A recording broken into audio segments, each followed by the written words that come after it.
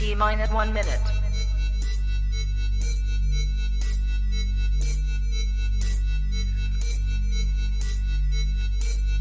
T-minus 50 seconds.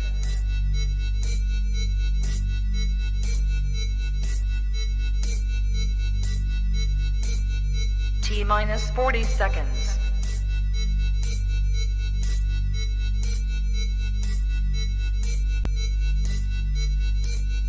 T-minus 30 seconds.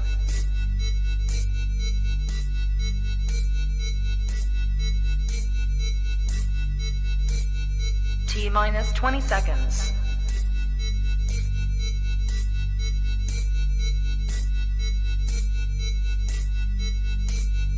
Ten, 9, 8, 7, 6, 5, 4, 3, 2, 1, 0.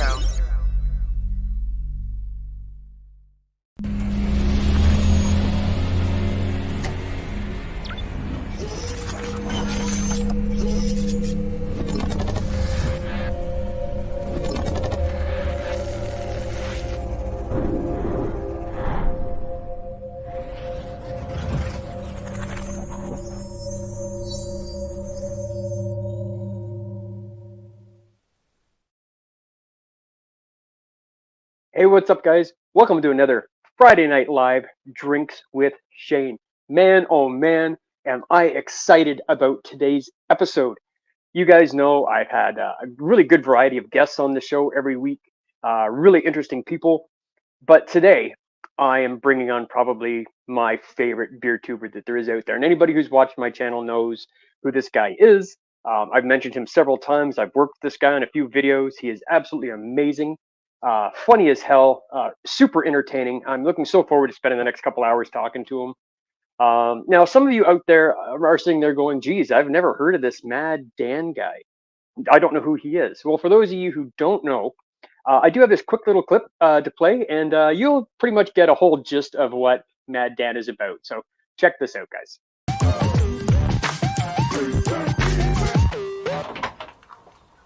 G'day. Welcome to the Anglers. My name's Mad Dan. That's Chicken, and this is the Anglers Grog Review. Thanks heaps for coming back. It's like wading through a sea of trash in here.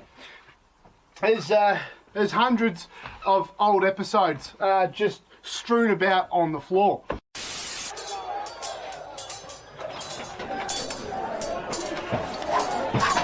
Oh, stay out, you mongrel. Fucking barbarians. Alright, g'day. Welcome to the Anglers. My name is Mad Dan. There's Chicken, and this is the Anglers Grog Review.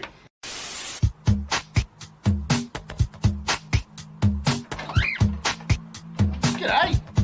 Welcome to the Anglers. My name's Mad Dan. There's Chicken, and this is the Anglers Grog Review.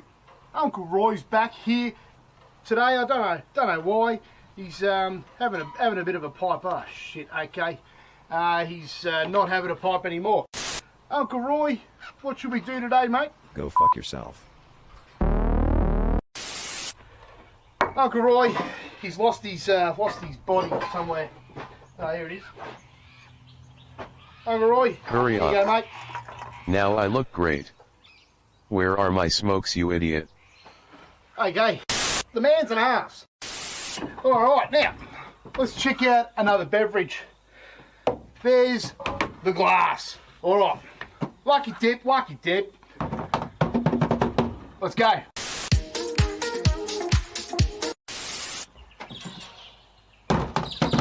Lucky dip.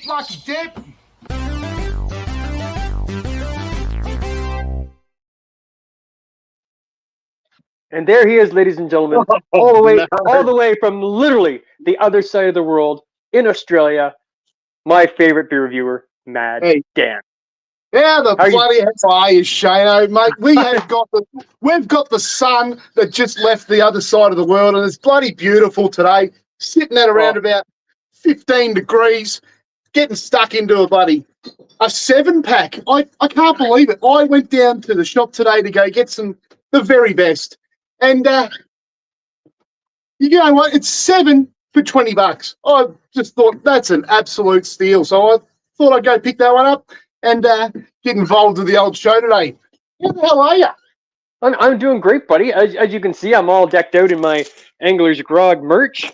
You know, all set to go, and you're wearing mine. That is awesome. Yeah, that's weird. You mentioned a 7-pack. I've never heard of anybody doing a 7-pack before. That's kind of man, it's the little IGA down at Miners Rest, mate.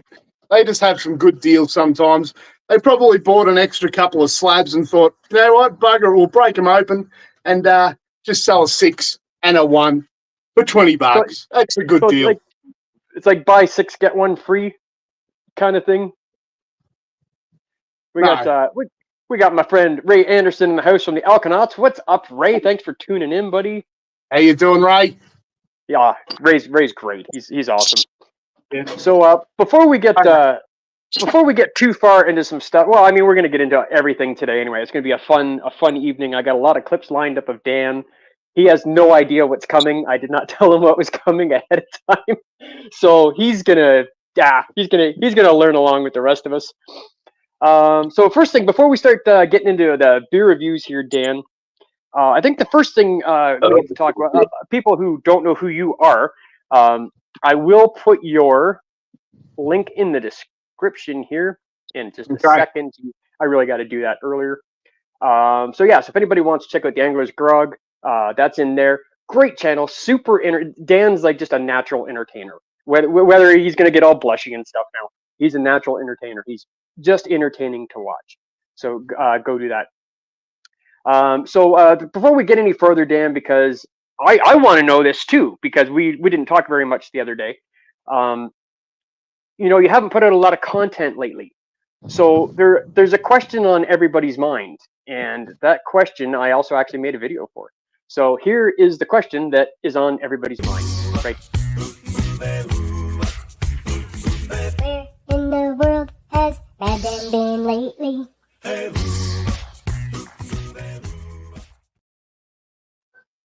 Where has Mad Dan been lately? And just before we get into that, I want to give full credit to that video to Nutmeg 2 Palmetto Chase. He actually came up with that idea earlier today, and I was like, God damn, I'm going to jump on that and go edit that. So there you go. So what's been going on, Dan? Where have you been? What's been going on in your life? Look, tell you what, I have been absolutely flat out with learning the saxophone. I have also been playing a lot of the old PlayStation 5. I have also felt like I have got to a point with my 250 episodes where what I need to do is a little bit of a paradigm shift. I'm thinking I need to maybe change it up just a little. Right. When you get to a point and you just go, okay, this is no longer a challenge. Right. And I host a bit of trivia as well, and I'm not trying to say I'm a freaking trivia champion. I'm not trying to say that I'm a bloody saxophone genius, but those provide the challenge that I'm looking for in life. Right. I find trying to figure out the notes, it's a bit of a puzzle. When I stand up in bloody front of people doing a trivia night, I get the sweats. I start getting real nervous, and I feed on that. And when I started the Angler's Grog review, I think we're going to talk about why it's called the Anglers. Anyway, I have a video for that too, sir. I got everything set up today, man. I got it all. I'm excited. Look, I was sweating. I didn't know what to bloody say. I was looking at that camera and just going, I don't know the first thing about beers. All I know is I love a VB, and there's a whole what's the word? Plethora, yes. Of beers out there with all different types of ingredients. Yes. Probably a little bit too much fruit for my liking. Yes, you do not like fruity beers. I know that for a fact. You do not like fruity beers. No, I don't like that when they put like a syrup or like an actual fruit juice in the beverage. Right. You can tell straight away that Sure that you is can. not a hop flavour. Right. So No, it's okay. I was sitting here looking. You've given me some inspiration to get started again. Well, anything I can do to help you out, Dan, you can email me anytime, and I will, if you need a clip or anything, I will get on that right away as soon as I can and send it to you. You're an absolute champion. Like I said, we're getting we got a bunch more viewers in there now. When I first started doing beer reviews, Yeah. Dan was like, I think the very first beer tuber I ever started watching, and I started connecting with him and talking to him. And we started doing like Zoom meetings and stuff like that, and we've been collaborating for years. And he's just such a great guy to do stuff with. We also got sorry, I skipped over one. Sorry, Sam. We got Sam from Short and Stout, one of your fellow countrymen there, Dan, right there. Short and Stout. Yes. Okay. He lives near Melbourne, if I'm not mistaken. So do I. I live out near Ballarat. Yeah, I think he knows, because I think I told him where you live, and he's like, oh, it's I think it's a couple hours from. I'm not exactly sure where he is. Throw that down, Sam, where you're from. In Australia, a couple of hours is pretty much the next town. Right. Yeah. So I think I had mentioned you to him a couple times. I'm like, you got to get a hold of Dan, because Dan is he's amazing. He's such an entertaining, fun person. And of course we got right, and we got down. Yeah, we got Alan from One Flight Down. What's up, Alan? Good to see you, buddy. So, okay, yeah, so Beauty, that was a 4. That was all right here. But yeah, so before we, so Alan, short and Stout from around Melbourne way. Yeah, somewhere around there, if I'm not mistaken. Yes. Yeah. Cool. I like that. I can't remember exactly where he's from. He does a lot of live stuff on his channel. Oh, awesome. Yeah, I pop in every once in a while. Usually he's doing them when I'm at work. So I just pop in and say, hey, guys, sorry, I can't stay long. I'm at work or whatever. But I try and, at least say hi to him every single time he's on if I can. Yeah. But yeah. You're out dealing cards. Oh, yes. Dealing cards late at night to all the degenerates who have to gamble at, 3, 4, 5, 6 o'clock in the morning. They all have to go and play some cards, don't they? That's right. They all do, for sure. So before we get too far, I'm going to do another little clip, and we'll talk just shortly, and then we're going to do some beer reviews for you guys. Okay. As you guys know, Dan's channel is called The Angler's Grog. Now, when I first started watching Dan, I was kind of confused by the name. I'm not going to lie, because when I think angling, I think of fishing. And one day, Dan actually made a video to address this. Where the hell is it? I know I got it on here right here somewhere. I think there it is right there. So this is why Dan's bar and his channel is called The Angler's Grog. This will explain everything right here.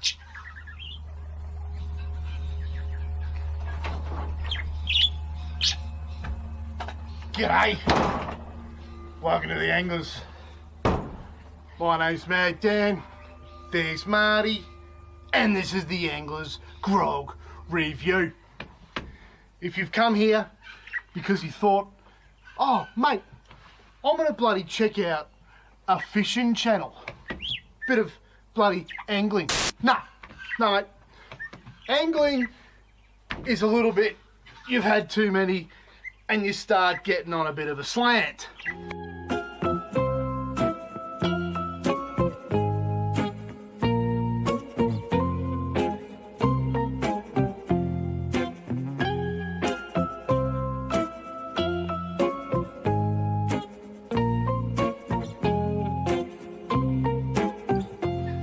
Now, when I go out bloody angling, I take a chainsaw and I chop up some bloody wood, and then once I'm bloody starting to hit the cans, I pour out the fuel and light it, and so I don't use it later. Because I know when I'm bloody half cut, I'll jump on the chainsaw in the middle of the night and just start being an idiot. So get rid of the fuel early and you're right. So there you go, guys. That is why it's called the Angler's Grog right there. Look, I haven't seen that for so freaking long. That is exactly why. Like you have to know yourself, and by pouring that petrol out, I know that I'll try to start it, but it's not going to because there's no fuel in it. I'll go, you idiot.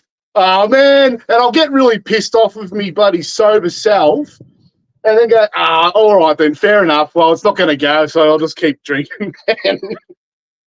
Well, at least you know the difference between drunk Dan and sober Dan, and that's why you dump out the fuel, right? I do. That's good. That's good to have. That's good to have, especially when you like to have a couple. That's for sure. That is pretty awesome. Yeah, like a couple for me is probably a couple of these. Right. Okay. Like it's not just 2 beers.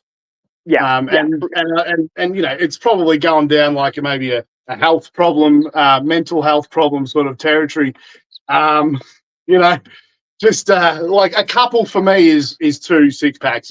Like it gets up to maybe having a slab, but yeah, and I don't do it every day. So I talk to blokes that just go, I have like 8 cans a night. And they're still absolutely functioning correctly. Like, no headaches, going to work really early in the morning. Like, it wouldn't even bat an eyelid at 8 cans a night. Fuck, man. Like, if I was bloody knocking back 8 cans a night, I would not be getting to work till 10, 11 o'clock every single day. And I'd be fired straight away. Right. Yeah, for sure. But what I do is I save it up. Why not, right? To binge it, and just go absolutely nutty. And like I said, it's probably a problem, mate, and it'll probably come back to bite me one day. But we all have a little bit of fun in life sometimes. Like sometimes there's vices we have, right? And that's just mine. Yeah, absolutely. Mm. All right, so I'm going to get down to Sam's comment here, Dan. What do we got? Directed at you. But yeah, born and raised in Warrnambool. How do you say that? Well, yeah. Born and raised in Warrnambool. Warrnambool, okay. Warrnambool. It's man, dude. What's his name? Short and stout. Sam. His name's Sam. Sam is quite honestly, mate. And I'm getting really, absolutely, honestly serious here. Warrnambool is my absolute favourite place in the entire world. It's beautiful. The beach, the town itself. It looks like it was built in it had to be the 1800s. Some of those old colonial buildings, and just like the nice 1850s, 1860s, like. The wide streets, and just a beautiful, beautiful town. Great to stay, great food. Don't know much about the people down there, but I know that it's a beautiful place. And there's this joint right near called Tower Hill. Sam would know all about Tower Hill. There's just wild koalas everywhere, man. It's an extinct volcano. And no kidding! Oh wow! You go in there and you go down. You go to the bottom of the crater, and there's just koalas everywhere, kangaroos everywhere. I think there's even emus. This place, Warrnambool, is my favourite place in the world because it's a beautiful hub, and there's just everything around it, which is within half an hour. Sam, you're an absolute champion. You live in a great place. I'm going to get onto the old short and stout. I'll tell you what, I'm going to write that down. Or can you send me a quick bloody link to short and stout, please, Shane? Yeah, I'll do it. I'll do it right after the live. Let me write it down so I don't forget. Because as everybody knows, Shane's got his notepad because I forget everything. I should do that. Send, But send I generally do Dan. my reviews without my glasses, so I can't usually read anything. Right. But I thought today I better wear them because that is so far away today. I wouldn't be able to see you. So Yeah, I thought, for sure. get my glasses on today. There you go. Perfect. That's absolutely perfect. All right, Dan. So this is usually about the time in the show where we start doing some beer reviews. Are you ready to do a beer review? Absolutely. Okay, so I'm going to give you the full screen like I do to all my guests. I will still have my mic on, so I'll be able to talk to you. So yep. I'll wait till you're ready, and then I'll give you the whole screen. You can review a beer, and I'm actually very, very excited to see this review because Could you please get those two that Shano sent? there we go. Sorry. It's all right. It's all good. It's all good. Yep. Yeah, Dan's got his own little the roadie in the back, I guess. Yeah. All right, Dan. So I'm going to give you the screen here. Oh, You can start your review whenever you want, sir. yeah, all right. Just go back to the old split screen. Oh, okay. Give me a second. Hang on. Yeah. I gotta pop myself back in here. All All right. right. There we go. Yeah. There we go. All right. So I will leave, and then I'll open the door. Okay. So just give me about 10, 30 seconds. So like a true Angler's Grog review. Let's do it. Let's do All it. right, Let's do a live Angles Grog review. Sounds great. All right. Give me 30 seconds. Sure.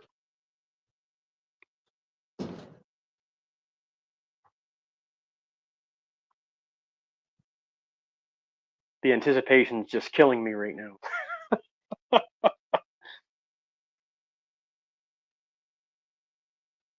Let's see how he opens up.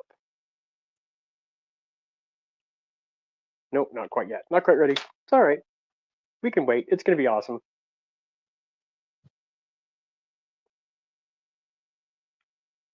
You're killing me here, Dan. I just want you to come on screen and just do it. Just do it. No rush, my friend. Take your time. We got a couple hours, so we're good. If anybody's curious, the little bird that he's got in the cage there, his name is Chicken. Yeah, that's kind of a strange name, but yes, that is Chicken for anybody who does not know. Let me get rid of this banner while I'm thinking about it. All right. Okay. I'm back. There we go. Okay. Just here we go. All right. 1 sec. Oh, yeah, I totally forgot which ones I sent there. G'day. Welcome to the Anglers. Well, there's Chicken. My name's Mad Dan. Yeah, today is a bit of a bloody different one. I'm currently live on the Intersquares with old Shane's Craft Beer Review. Now, Shane, he actually sent me a little parcel. I don't know whether old Shano's got the picture, but I sent him a picture of this Amazon Prime box that he sent me. And when it turned up about 3 months after he sent it. And from Canada to Australia, it's about probably 8,000 miles, which is, it's no short bloody distance. And in that little space of time, there's a plane trip, and the pressure in the plane has popped this can. It's not open, but there's nothing in it. Now, Shano also sent me a second can of Juicy Ass IPA. Now, these are from Flying Monkeys Craft Brewery. Now, where are they? The Flying Monkeys. They are from Ontario. Is that how you say? Ontario. Ontario, Dan, yeah. Canada, Earth, Milky Way, the universe, infinity. So I never really thought of infinity being where the universe is located, but it makes sense. So what you say? The Theatre of Madness, unopened, nothing in it. I'm going to keep this can. That is an absolute beauty. That is a piece of genius.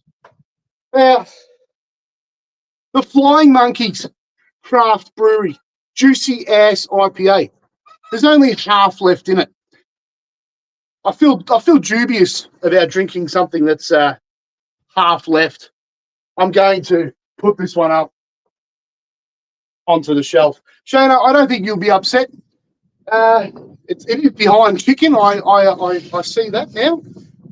But I'll make sure it's shown in later episodes. What I have got today, though, is this one. Grab the glass. Shano. What do we got? And the viewer. Molly Rose Brewing Company. This is an organic XX golden ale, 4.5% on the dot, and it is a refreshing golden hazy ale. Yeah, okay. There's words on there. Let's just get involved. Molly Rose, where are they? Collingwood in Victoria, just down the road from me, actually. I'm probably closer to the Molly Rose Brewing Company than what Sam is down in Warrnambool. All right, let's give it the old test. Okay. There's juice. There is juice. Look at the juice. You see the juice? We can see it, yeah. That's an absolute ripper. What was that, Shano? I said, no, we can see it. We can see it. It looks good. There's juice. There is juice. There's juice. There's froth. I'm wrapped. Oh, geez. Christ. Okay. I'm getting grapefruit coming from that. Look, the test was a 9. The juice amount, I am a fan of that can.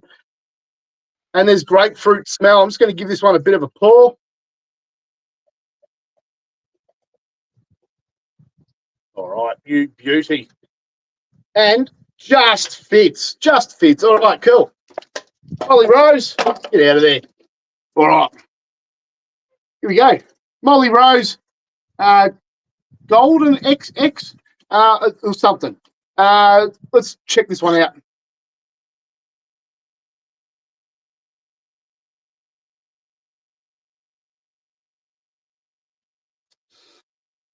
Okay. That there's a really light beer. That is like a Corona, but you've chucked heaps and heaps of lemons in it. So many lemons. It's very, very, very, very sour. Not sure about the old fruit juice in our beverage. Shano and the viewer, do you want to join me and let's give it a go? Shano, you there, mate?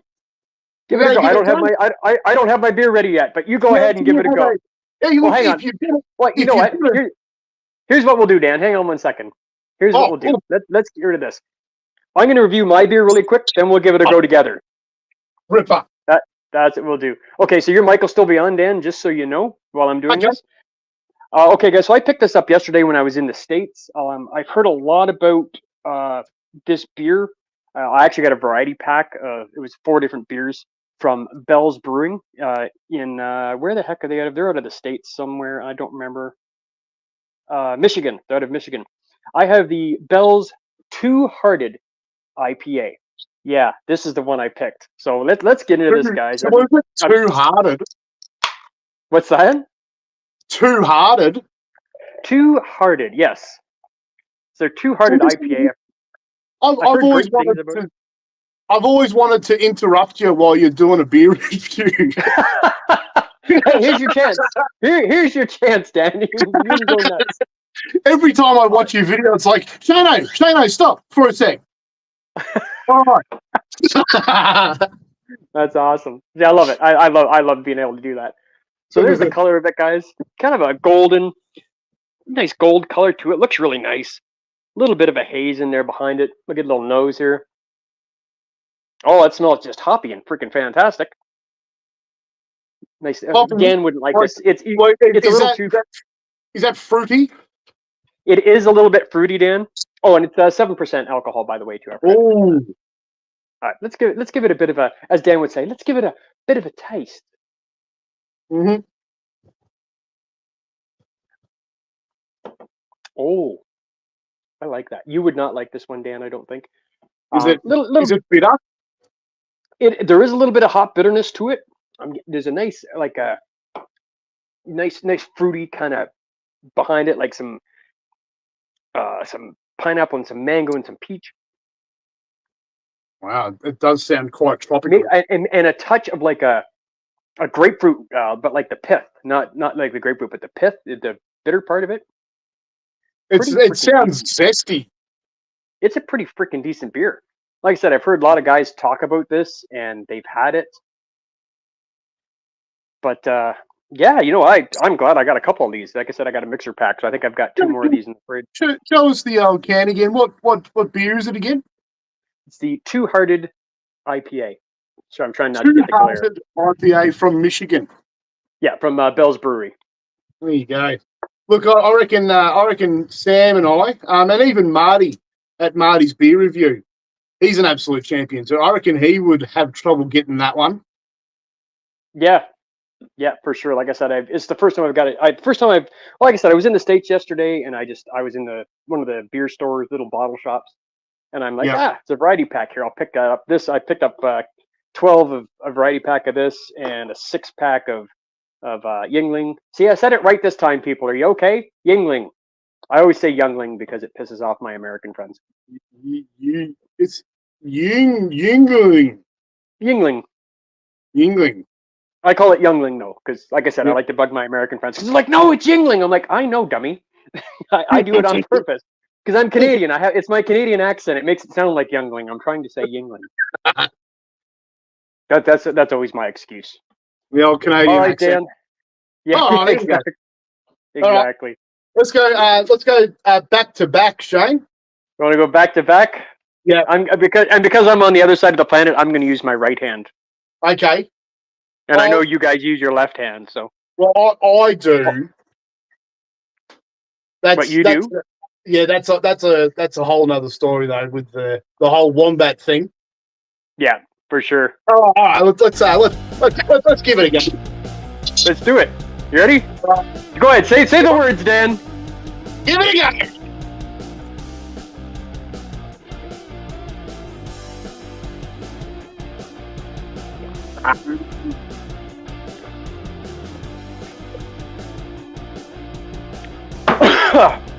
Wow. Rule number 1. Don't chug an IPA. That's the fastest I've chugged a beer in ages. I tried to do. I did a video not too long ago for the Malted Gentleman. He does his FU Winter Chug Challenge every year, and I took 1 minute and 23 seconds to get through my beer. I think I did okay with that one. That wasn't bad. Yeah, you actually did pretty well there. That was good. I mean, granted. I mean, let's. I reckon you might have been probably half the speed of what I did, but I reckon I might have had less beer as well. Yeah. Well, no, I've only got a small can though, so I mean let's not give me too much credit. That was a small can, but I noticed you guys like to sell your cans in pints. We usually do. Like I said, I was in the States to get this one, and then usually we have. Well, that's an American beer too. But usually we have big pints as well, right? Yeah, we have the 375. Oh, you got like I say, we usually get if you get the small cans like a macro, it's a 355, and then the more common cans for craft are 473. 473, yeah. 375 is like what is that? It's a cup and a half. Oh, so there you go. 375. That's how we do it. Yeah, for sure. All right, I'm going to catch up on these. I'm going to catch up on these comments really quick. Yeah, here we go. Alan saying, "I see a juicy ass." So I see it. He recognized. He's from here. He lives like 15 minutes from me, so he knows what a juicy ass.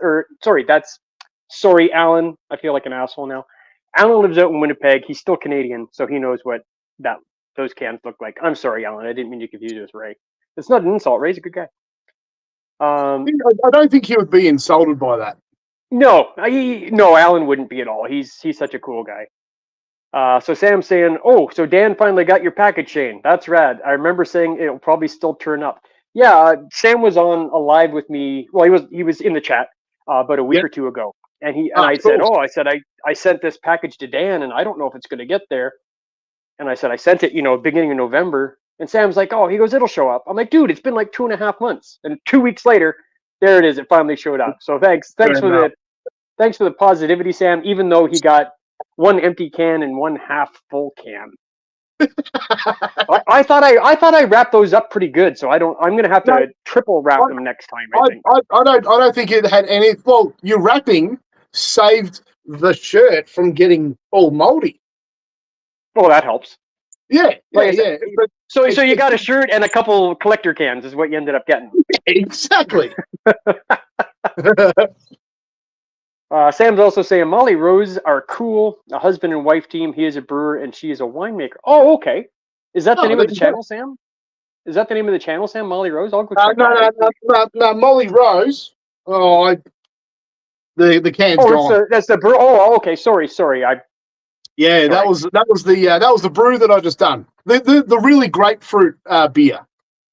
Oh, yes. Okay.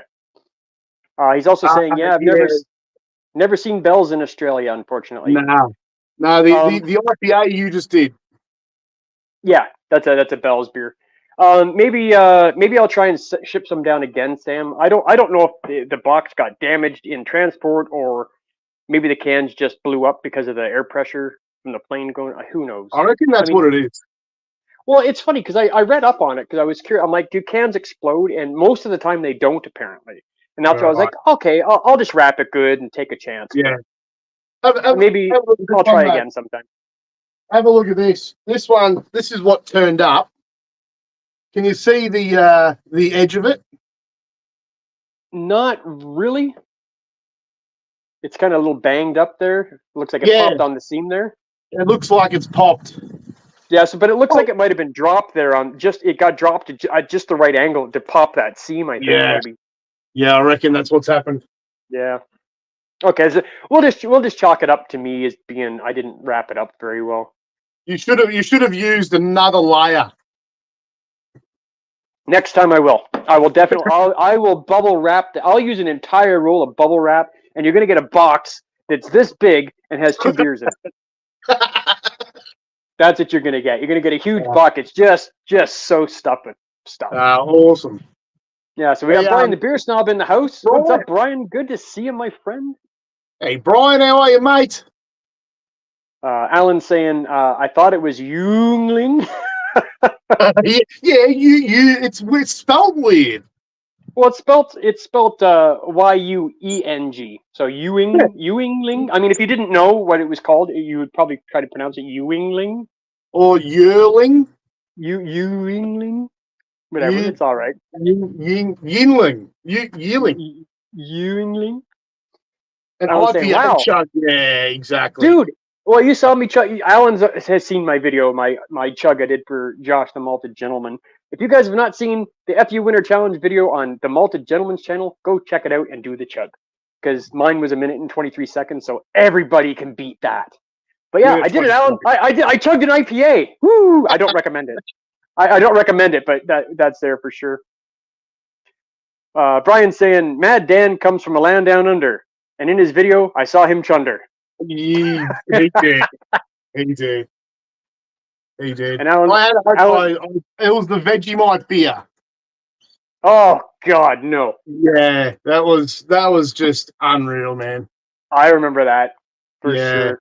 Yuck. Oh yeah, for sure. I've never had Vegemite, but I think I watched a video where you were trying to you did some Vegemite with something.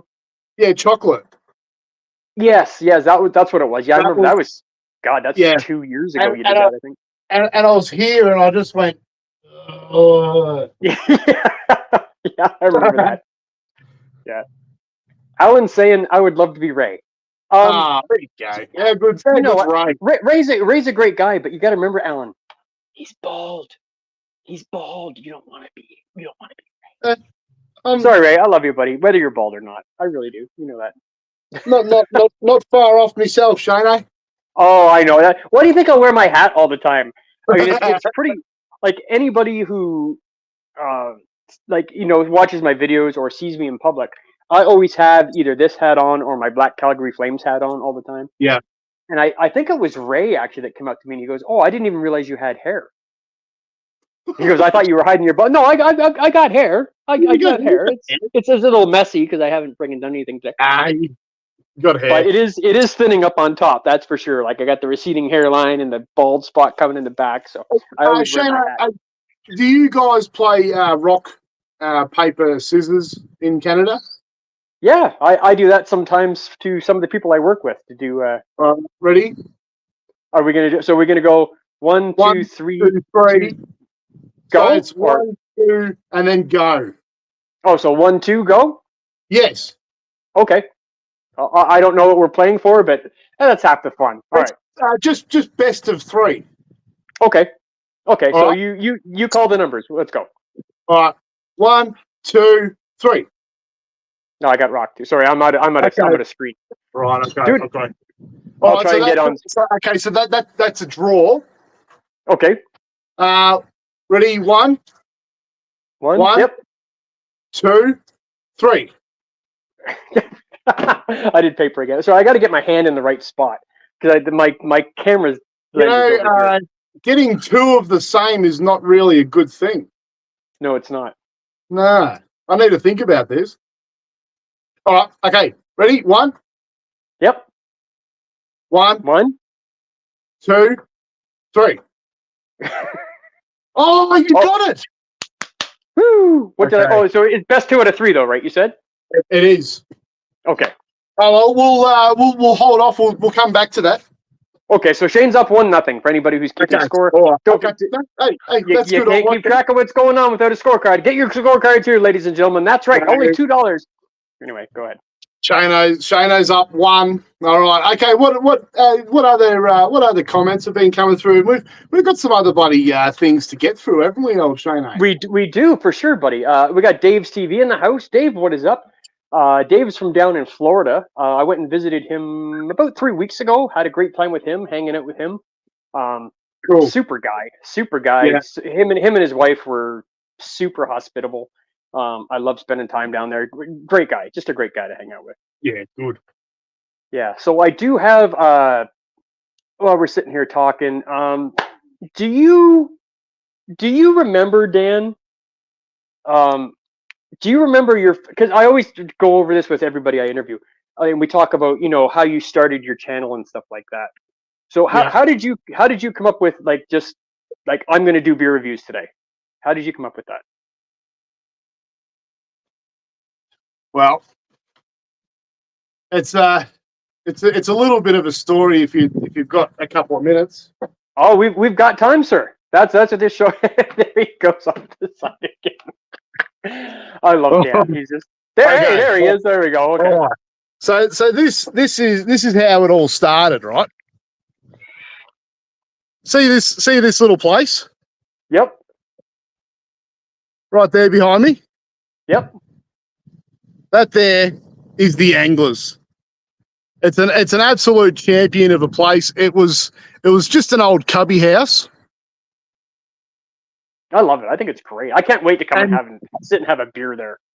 It's a great place to have a beer. There's speakers up in the corners. Oh, I didn't realize that. That's awesome. Yeah. Got the old bloody surround sound in the Anglers. It's an absolute champion of a place. But it was just a cubby house, and when me and my wife moved into this place, there was a cubby house just sitting out in the backyard, and I was pretty much ready to just pull it down. And Kirsty's like, why don't you turn it into a garden bar? So me and my old man, we got the materials and we just built it all in a couple of weekends. Perfect. Put the front, put a window right here, and put the old veranda on. So then it's okay. So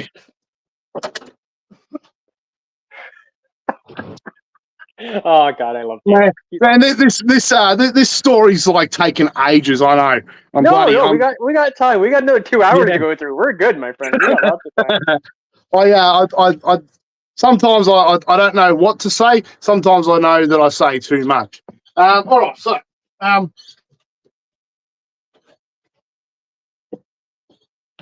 so I thought, this is like a grouse little spot to just have a beer. And Absolutely. I absolutely freaking love having a beer. There's like a DVD player. There's a record player. Just having a bit of a tune. Got the A old record little- player. Hey, you're showing your age when you say I got a record player. Yeah, true. Actually, let's leave that here. This shouldn't really show the age. Look at that. Now, isn't that a good album? Which one is that, Dan? I'm not familiar with that cover. That is Gorillaz, Demon Days. I do not know who that is. Oh man, now that is a vinyl worth listening to. What's the band called? Gorilla? Gorillaz. Gorillas. Okay. Yeah, it's Blur, Damon Albarn's band. Okay, I'll check it out. I'm writing it down so I don't forget because I'm an idiot. You're not an idiot. Now I loved checking out some other shows that were bloody having some beers and doing a little show. They were yourself excluded, all right? So I'm not talking about you, Shane. Right, But of course. the beer reviews that I was watching on YouTube. Now this is no blight against anybody.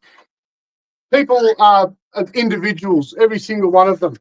But I just did not find a beer review show that really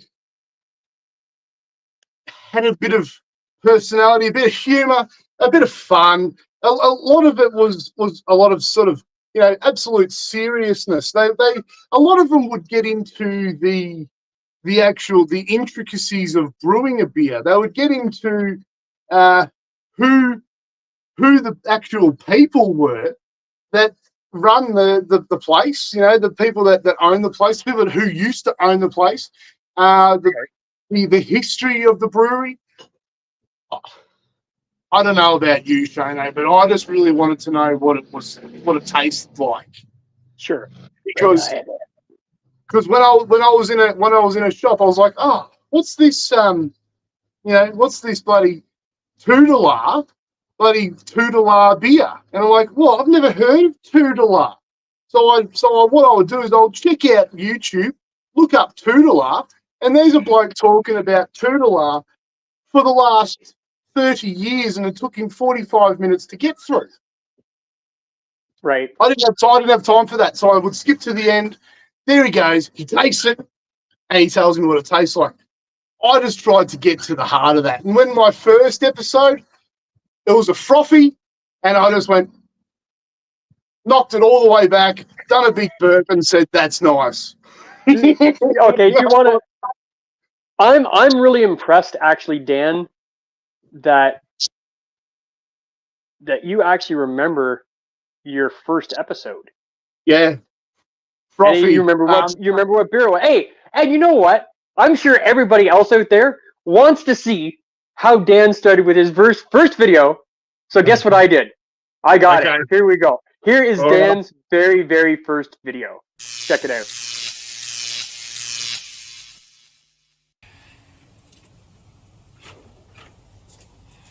G'day.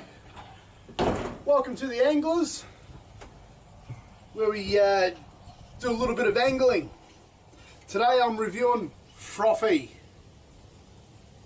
Not a bad beer. It's 4.2%. Comes in a white can. It says Frothy. We'll give it the test.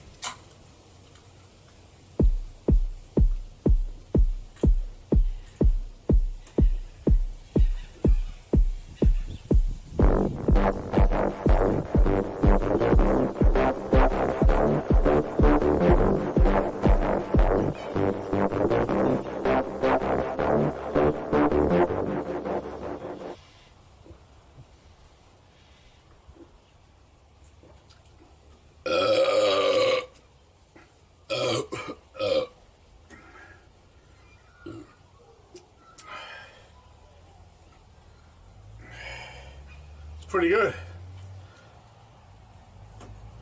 Give that about 8 out of 11.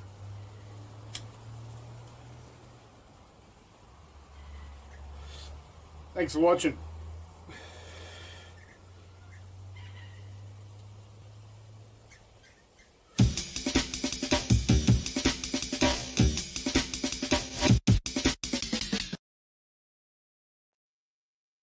So there you go, guys.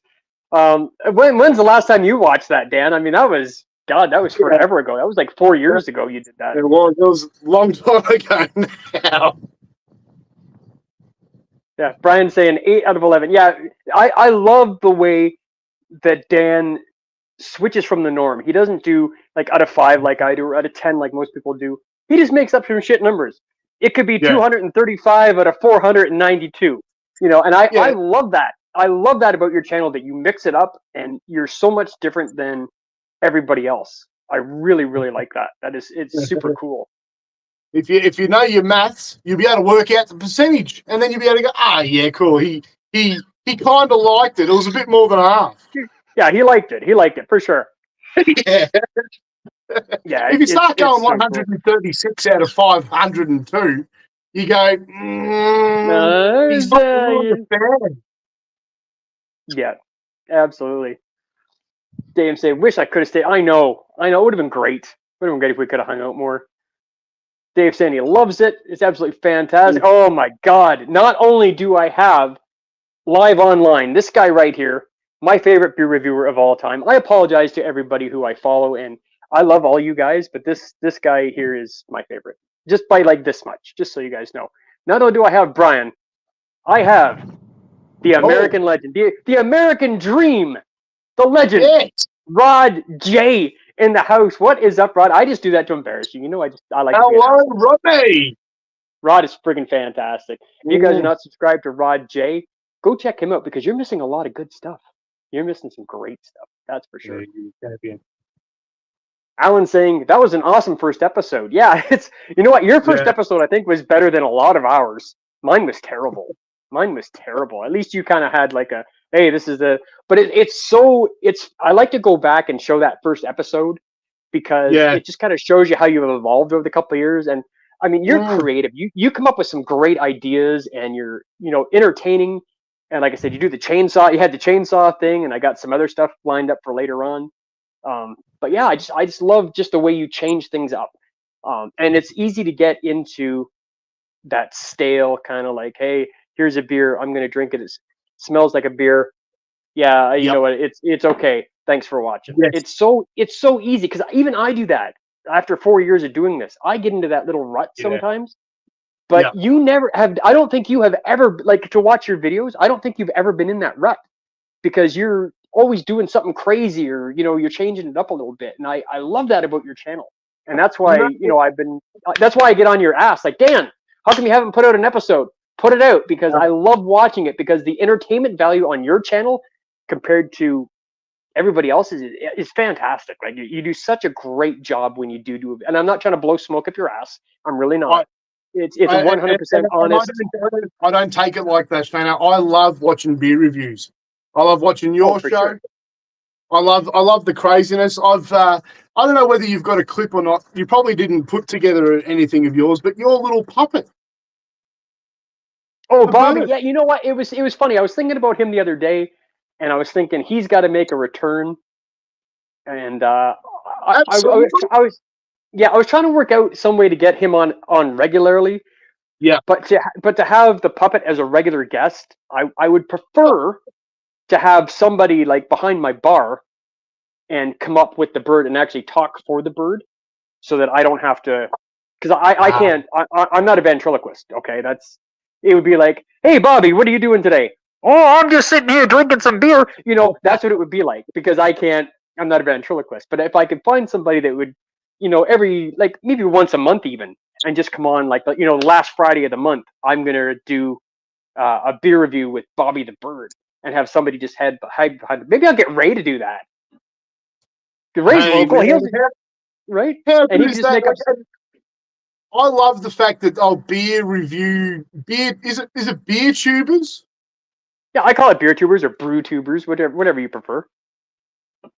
Yeah, it's one of those communities that they do help out each other. I've noticed a lot of the well, you and oh man,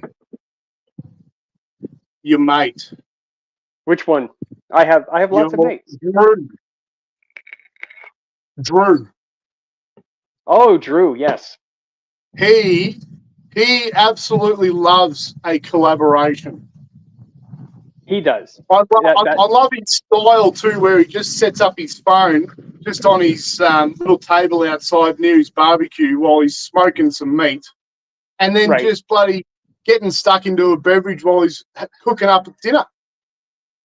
Right. Oh yeah, for sure. Like he does some. He's pretty funny and does some pretty funny things. He's got his own cooking channel now that he's starting.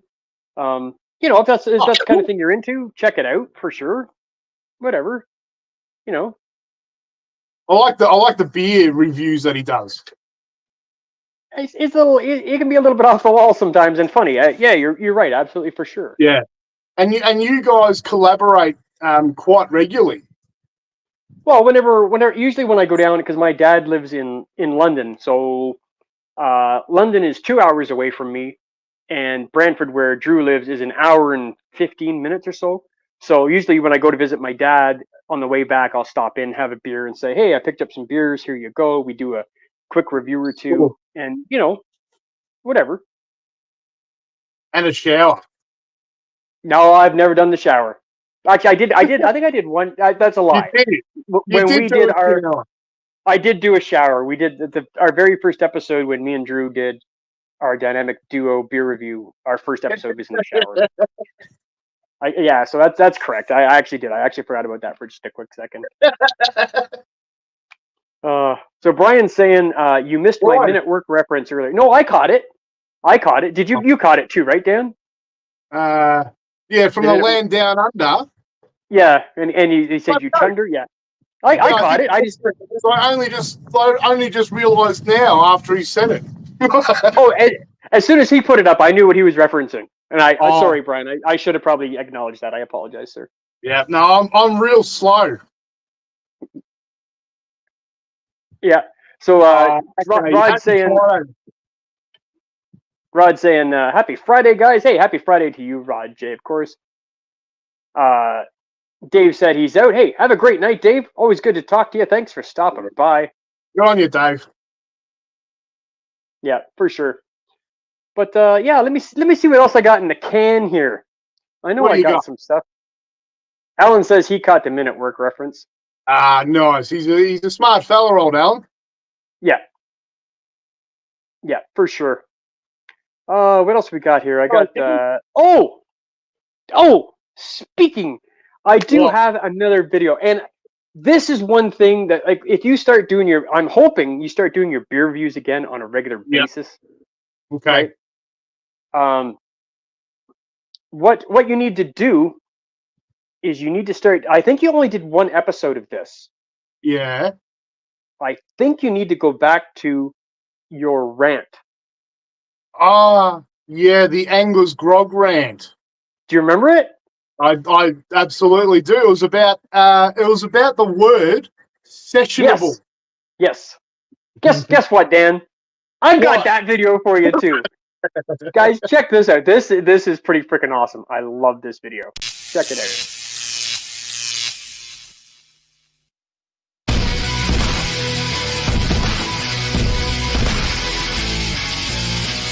I'm Mad Dan. This is the Anglers Grog rant. First of a few, I reckon. Now, today's rant is about the word sessionable. Not a fan. Nah, I've seen it written on a few beers. Okay, yeah, alright, sessionable. It might be maybe a mid-strength. On the intersquares, it says a sessionable beer should be not too anything. Not too hoppy, not too bitter, not too malty. Okay, Well, I've seen some IPAs that they're under 6% and they're calling them sessionable. Come on. You know what else they should put onto those bloody cans? A fucking decent price. There's no way I'm paying bloody $21 for a 4-pack. Calm the fuck on. You should be able to get a 30 block for about $30. Now that's sessionable. Good on ya!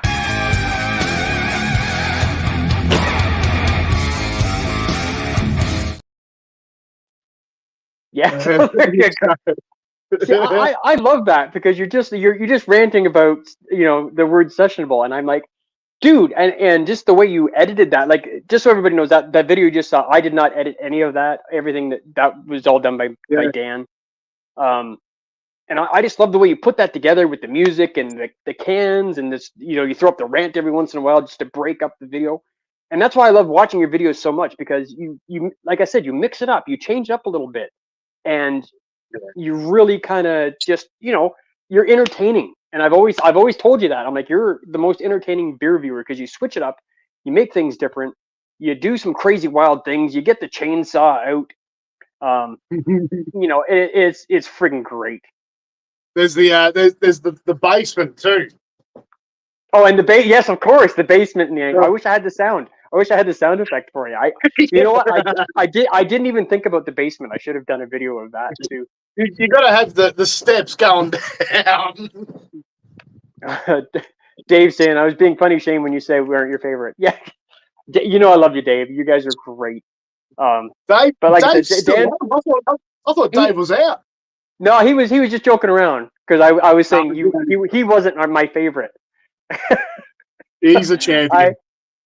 Dave's great. He's absolutely fucking fantastic. Like I said, he's great. I would go back down there and visit him in a heartbeat. He's awesome. Yeah, cool, for sure. I and think of course, oh, here we go. This girl right here, I've never met this woman. I love this woman, Vanessa Kitty. How are you doing, Vanessa? Always great to see you. Thanks for stopping by, as always, sweetie.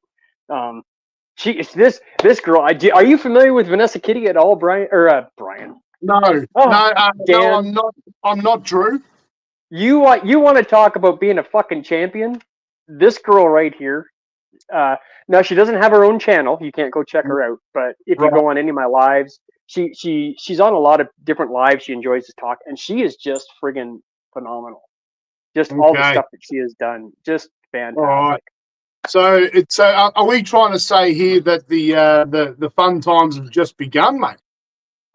Oh, absolutely. All right. Absolutely. So Alan's saying he's got to run, not being funny like Dave. Cheers, all. Alan, have a great night, buddy. Cheers. Thanks very much, mate. We'll talk to you really soon, my friend. Cheers. Thank you so much for stopping by. I appreciate it. That's good. Brian said, "What? I agree 100%. I'm assuming he's talking about the sessionable rant video I just played. Yeah, especially when you were like, give me a fucking decent price. I agree with that 100%. 100%. I agree with that. Brian's just saying, see you later, Alan. Have a great night. Fantastic. Hey, look at this. Speaking of the devil, there he is, right there. Drew's in the house. Drew is on. He's here. He's checking the stuff out, coming to see what's going on with the old Mad Dan. And Rod's saying, cheers. I wonder if Drew's cooking stuff. He might be. You never know. You never know what he's doing. He could be smoking a brisket, drinking 1,500 Laker Ices, or he could be passed out on the floor just. Passed out texting the show. Good on him. Yeah, there you go. Sam saying, I have not cracked a frothy yet. Normally by now I'm well lubricated. What? Sam, seriously, what the F is wrong with you? Yeah, if you watch my show, this is the excuse for the week to sit and have a bevy. It's 12 o'clock in the afternoon on a Saturday. I know, mate, because I'm in Creswick, and you're only just down the road in Warrnambool, mate. So it's only just after 12. Just after beer o'clock. Get stuck in, old Sammy. Right. Yeah, for sure. Get into it, Sam. Let's go. What are you drinking? And if you're not drinking anything, go get something. Don't embarrass me. Don't embarrass me. Get a beverage. Get a beverage. Yeah, for sure. Definitely grab one, Sam. You know you want it. You want it. That's for sure. All right. So I got the rant. I got the. Oh God. There's. I have one. I have What one do we more got? video clip. I'm going to save that for later though, because only have one more. I'm going to save that for a Okay. little bit later. So why don't we get into some topics here, Dan? Yeah, what have we got? We did that. We did that. We did that. We did that. For you guys who don't know, Dan, he did mention it earlier in the video. He likes to play some video games on his PS5. Yeah. I know Rod J's watching. Rod J is a bit of a gamer too. I think Rod is into. I think he plays a lot of Call of Duty, if I'm not mistaken. Oh, cool. I can appreciate the appeal of a multiplayer game, but personally, not a fan. Not a fan. Of the Call of Duty, Call of Duty's good, but what I would do is I would probably only play it on one player. Now I wonder if old Rod J plays it with one player, or if he goes online. I tried playing a multiplayer and just got smashed by this Argentinian kid. Right. And that was when I first bought a PS4. I got 12 months free online multiplayer, and I tried it a couple of times. Nah, couldn't progress any further than just down the hill because this Argentinian flag kept on killing me. Right. So I was like, this is no fun. And I couldn't get any better because I couldn't play. Right. So Yeah, so I let the membership lapse, and that was it. So one player for me all the way. Oh, so you just do the campaign stuff like that? There was a comment down here. Let me get down to it. I gotta freaking go back down. PS5, Here we go. yeah, Rod J, Yeah. PS5, yep, absolutely. Yep. And he says the campaigns are short on Call of Duty. Usually Warzone is all he does. Yeah, he plays a lot of online stuff. Yeah, yeah. Understood. Yeah, like I said, I enjoyed the call. I played Warzone once, and I played a couple of the Call of Duty, but I just couldn't get into it. First of all, Nah. I'm in my 50s and my reflexes are bad, so I really sucked at the game. Vanessa kind of is saying the same thing. I hit the wrong button. Yeah, I hit the wrong button all the time too, and that's why I die all the freaking time. Yeah, first person shooters. I can't get into them.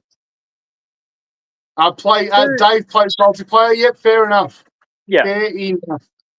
One of my absolute favorite games of all time is Final Fantasy.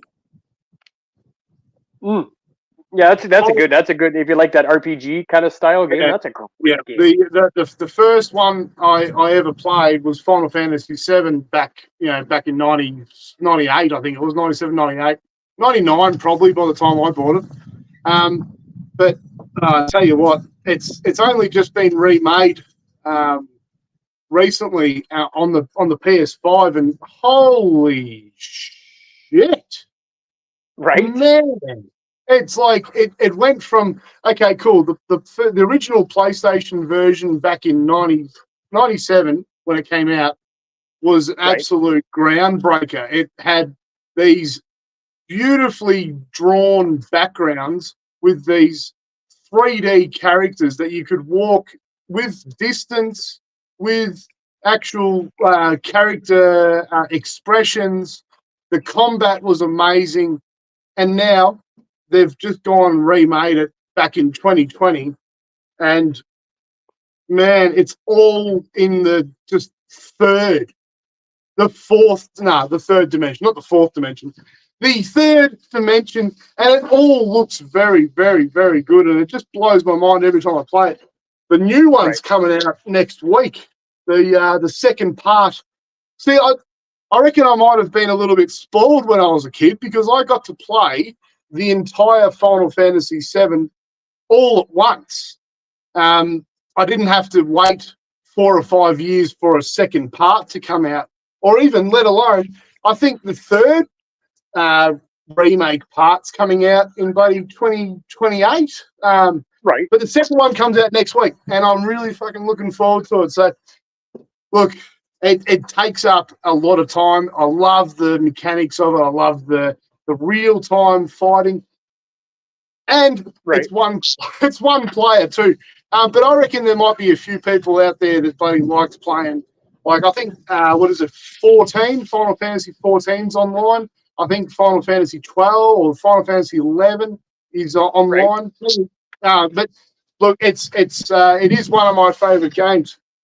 But that's for sure. Oh man, what do you like playing? I know you've got a whole arcade system going on down there. I got a couple. I mean, everybody who watched my show, I've showed it a couple times. Yeah. I have my retro arcade cabinet that's got 7,300 plus games on it. I play that sometimes. I have my virtual pinball machine that has 350 different pinball machines on it. But if I'm gonna sit and play like PS4 or some PlayStation game or something like that, like I said, I used to play a lot of Call of Duty and games like that, and I kind of got out of it because no matter how much time I put into it, I never got good. It was just it's not a game for me, and it was okay. I didn't mind it. Yeah. But the game that I got really addicted to for a long time was a game called Rocket League. Do you know this game, Dan? You know Dry Jam? Yes. I do know Dry Jam. That is in his top 5 games. It's great. There's nothing better than playing soccer while you're driving a car. Like, yeah, true. You know, and flying through the air. And for some reason, I'm an average player at Rocket League. I'm not great, but I can hold my own for the most part. But it's just fun to me. It's just a fun because you never know who you're going to be teamed up with each time, and yeah, true. You know, no, is Rocket League like a multiplayer one? Is it? Yes, it's usually well if you play like the regular. Just regular game, it's 3 versus 3, so it's a multiplayer game. I mean, but you can do 2 versus 2, 1 versus 1, and I think they actually have a special mode where it's 4 versus 4, which is freaking chaotic because like 3 on 3 is okay, 4 on 4 you got that extra guy, and it's just chaos through that whole game pretty much.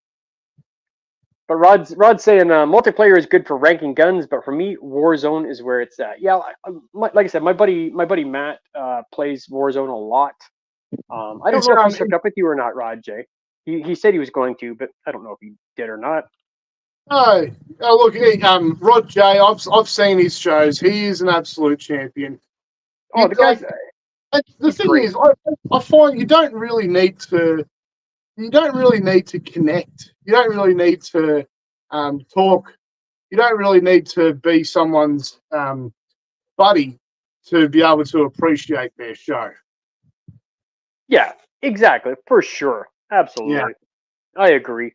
What do we got? Oh, no, Short and Stout Sam. I reckon he is right. Yeah, exactly. He said it's hard to compete with. It's hard to compete with these kids that live with their parents, don't work or do anything other than play games 24/7. Yes. Yeah. You know what? When you're a kid, you've got that reaction time. When you're a kid, your brain is a sponge. It just absorbs information, and you learn a whole lot faster than guys our age would. Yes. You know, and our reaction time is slower, and we don't learn as fast. I mean, that's just a natural progression of life. When you get older, you start to forget stuff. Your memory goes. Your muscle memory goes.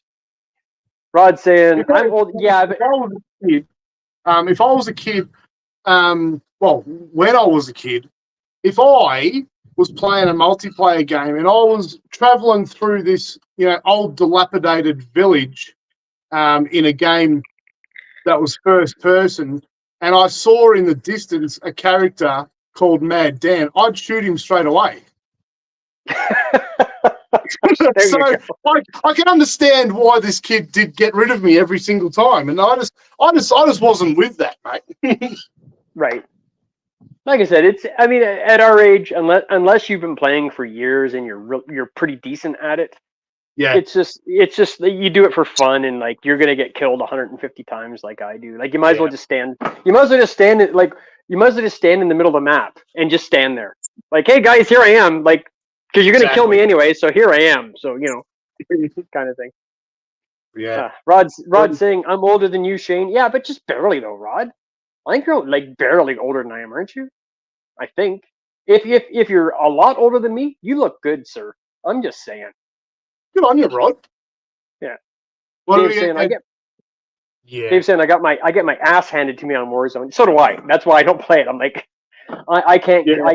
I can't keep up. I don't have the reflex. I mean, I would if I would put some time into the game, but I have so many other projects going on, like with with my house and doing YouTube videos and everything.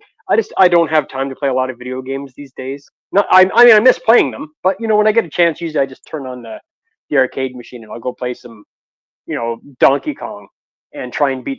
I've been trying for 3 years to beat Donkey Kong. God, what a hard game that is! Jesus Christ, Yeah. these kids got it easy. You kids nowadays, they can save their progress.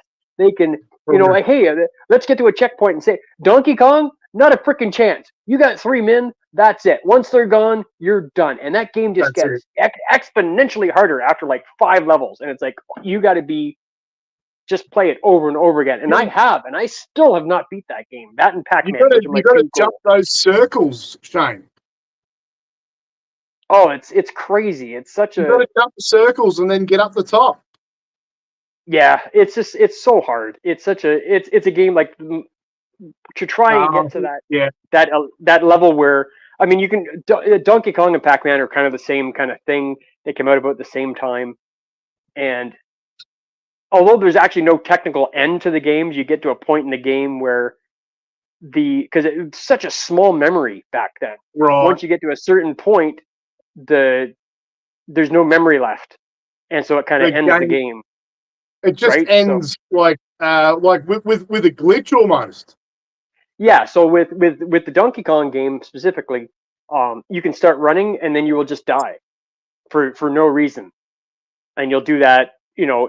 With Pac-Man, what happens is half the screen becomes like just a bunch of gibberish, like letters and numbers and stuff like that. So you only see half the screen. I think that's at level 268, if I'm not mistaken. And yeah, 268. I think so. I mean, that's a long time to play. It That's is, a and long if time to you play. go back to old memory RAM and things, 256 is generally the number. 256. Sorry, yeah, you're right, Dan. I apologize. You're right. 256. I believe that's the right 268 is it's an Angler's Grog review score. 256 out of 268. That's right. There you go. That's a good beer. That's a good beer. That is a great beer. For sure. That is a Donkey Kong beer. That's up the top there. There for sure. For sure. So Rod's saying you all need to join our clan and we will get you up to speed. That's right, yep. I would probably have to practice for about 3 months before I joined a clan because I haven't played in a while. Yeah. I need to get up to speed for myself. Never mind, playing with guys that have played for, years or longer. Because I don't want to. I'd be about level 5, I reckon. Yeah. Like I don't want to be that guy that the other guys on the team are like, dude, you suck. Get the frick out of our group. Because I'm not bad. I don't want to. I want to have fun, but I want to play with a bunch of guys that are maybe not as good, because we're all going to get killed and we're all going to have fun. I don't want to have that pressure of, God, how did you get killed 7 times? We all got killed like once. Because I suck. And then they, boot you out the team kind of thing. Vanessa's saying, okay, that was the second time I tried to add his channel and my phone went absolutely nuts. I rebooted YouTube. I got it to subscribe. All right, so there you go. One more subscriber for you, Dan. Cool. That is bloody awesome. Thank you so much. It's you know what, and that's what it's all about. I wanted to get, and I've been trying to get you on here for a while, and our schedules haven't really lined up very well.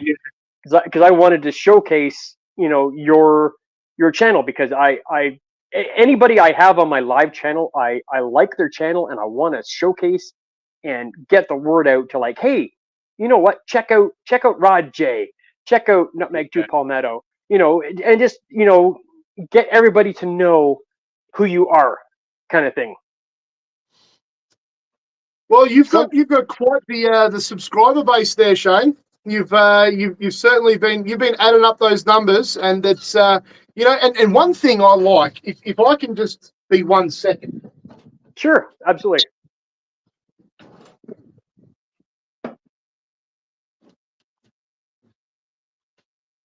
One thing I like about the old Shane's Craft Beer Review is the numbers of the subscribers has not ever gone from, say, here to suddenly here.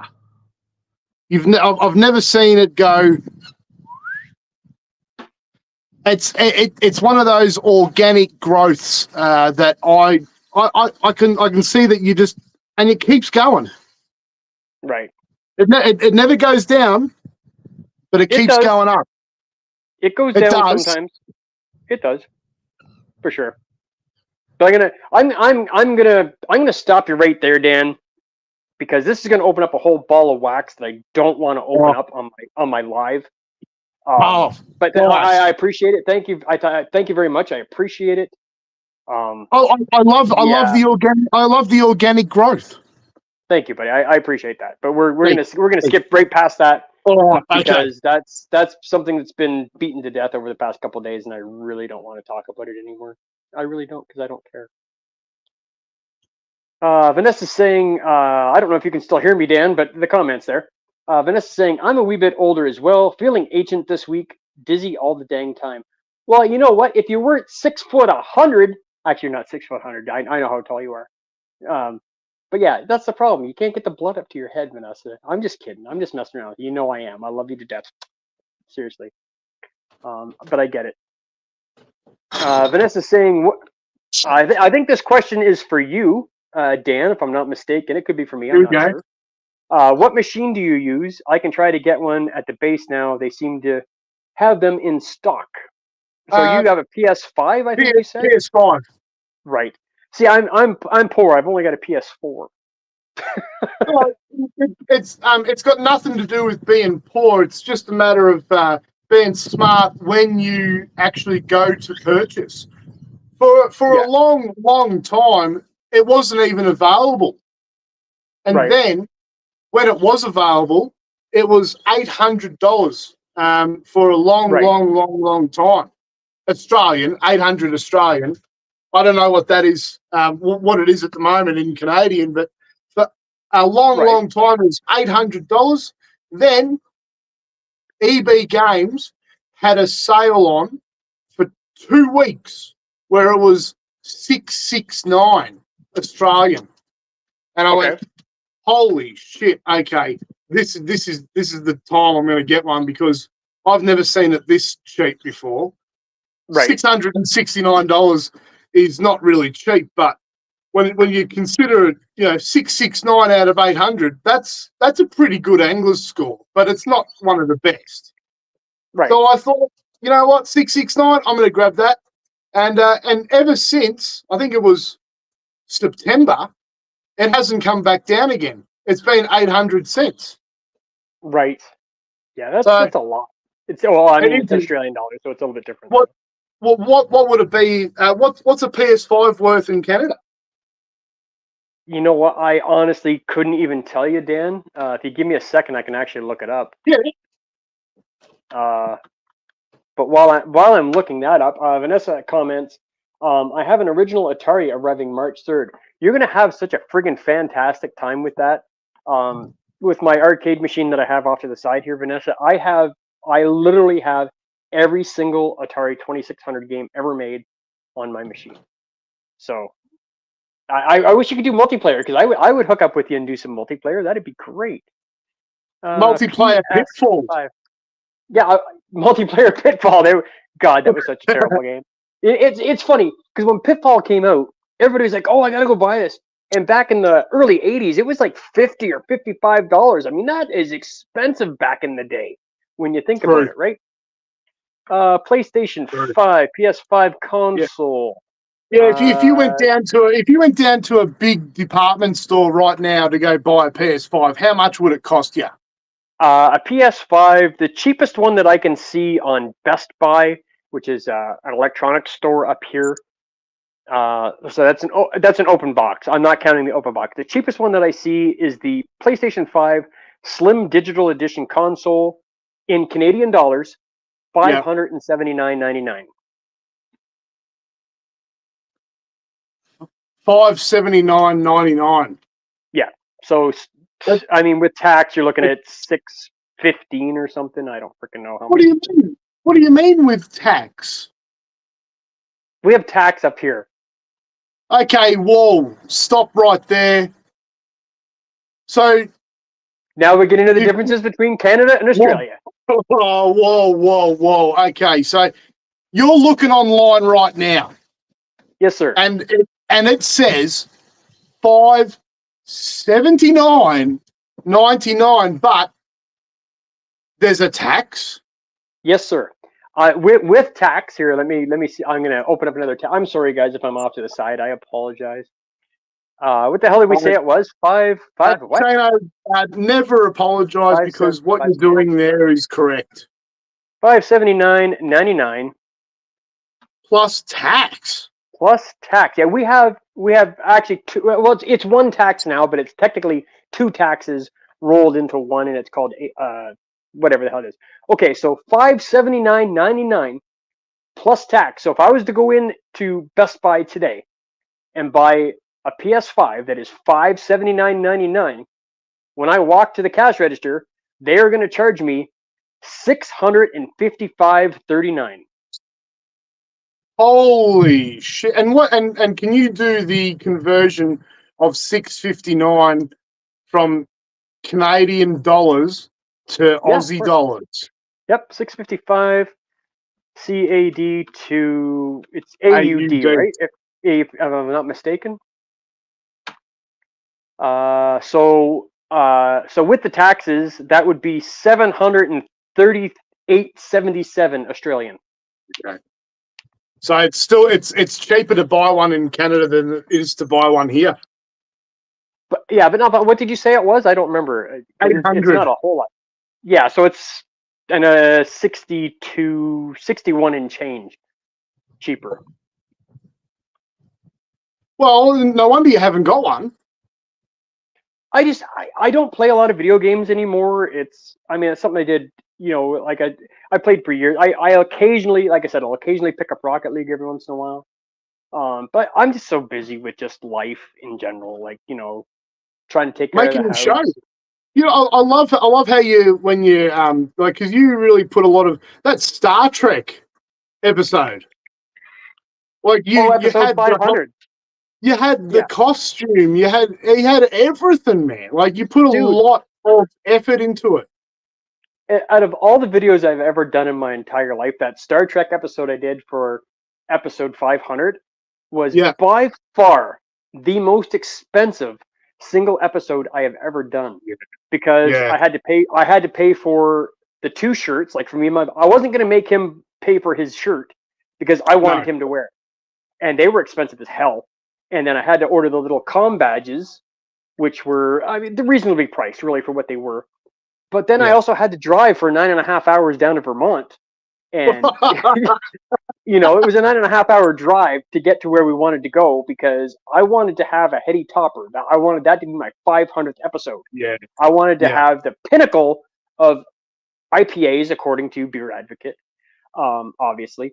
But according to Shane's craft beer review, it wasn't bad.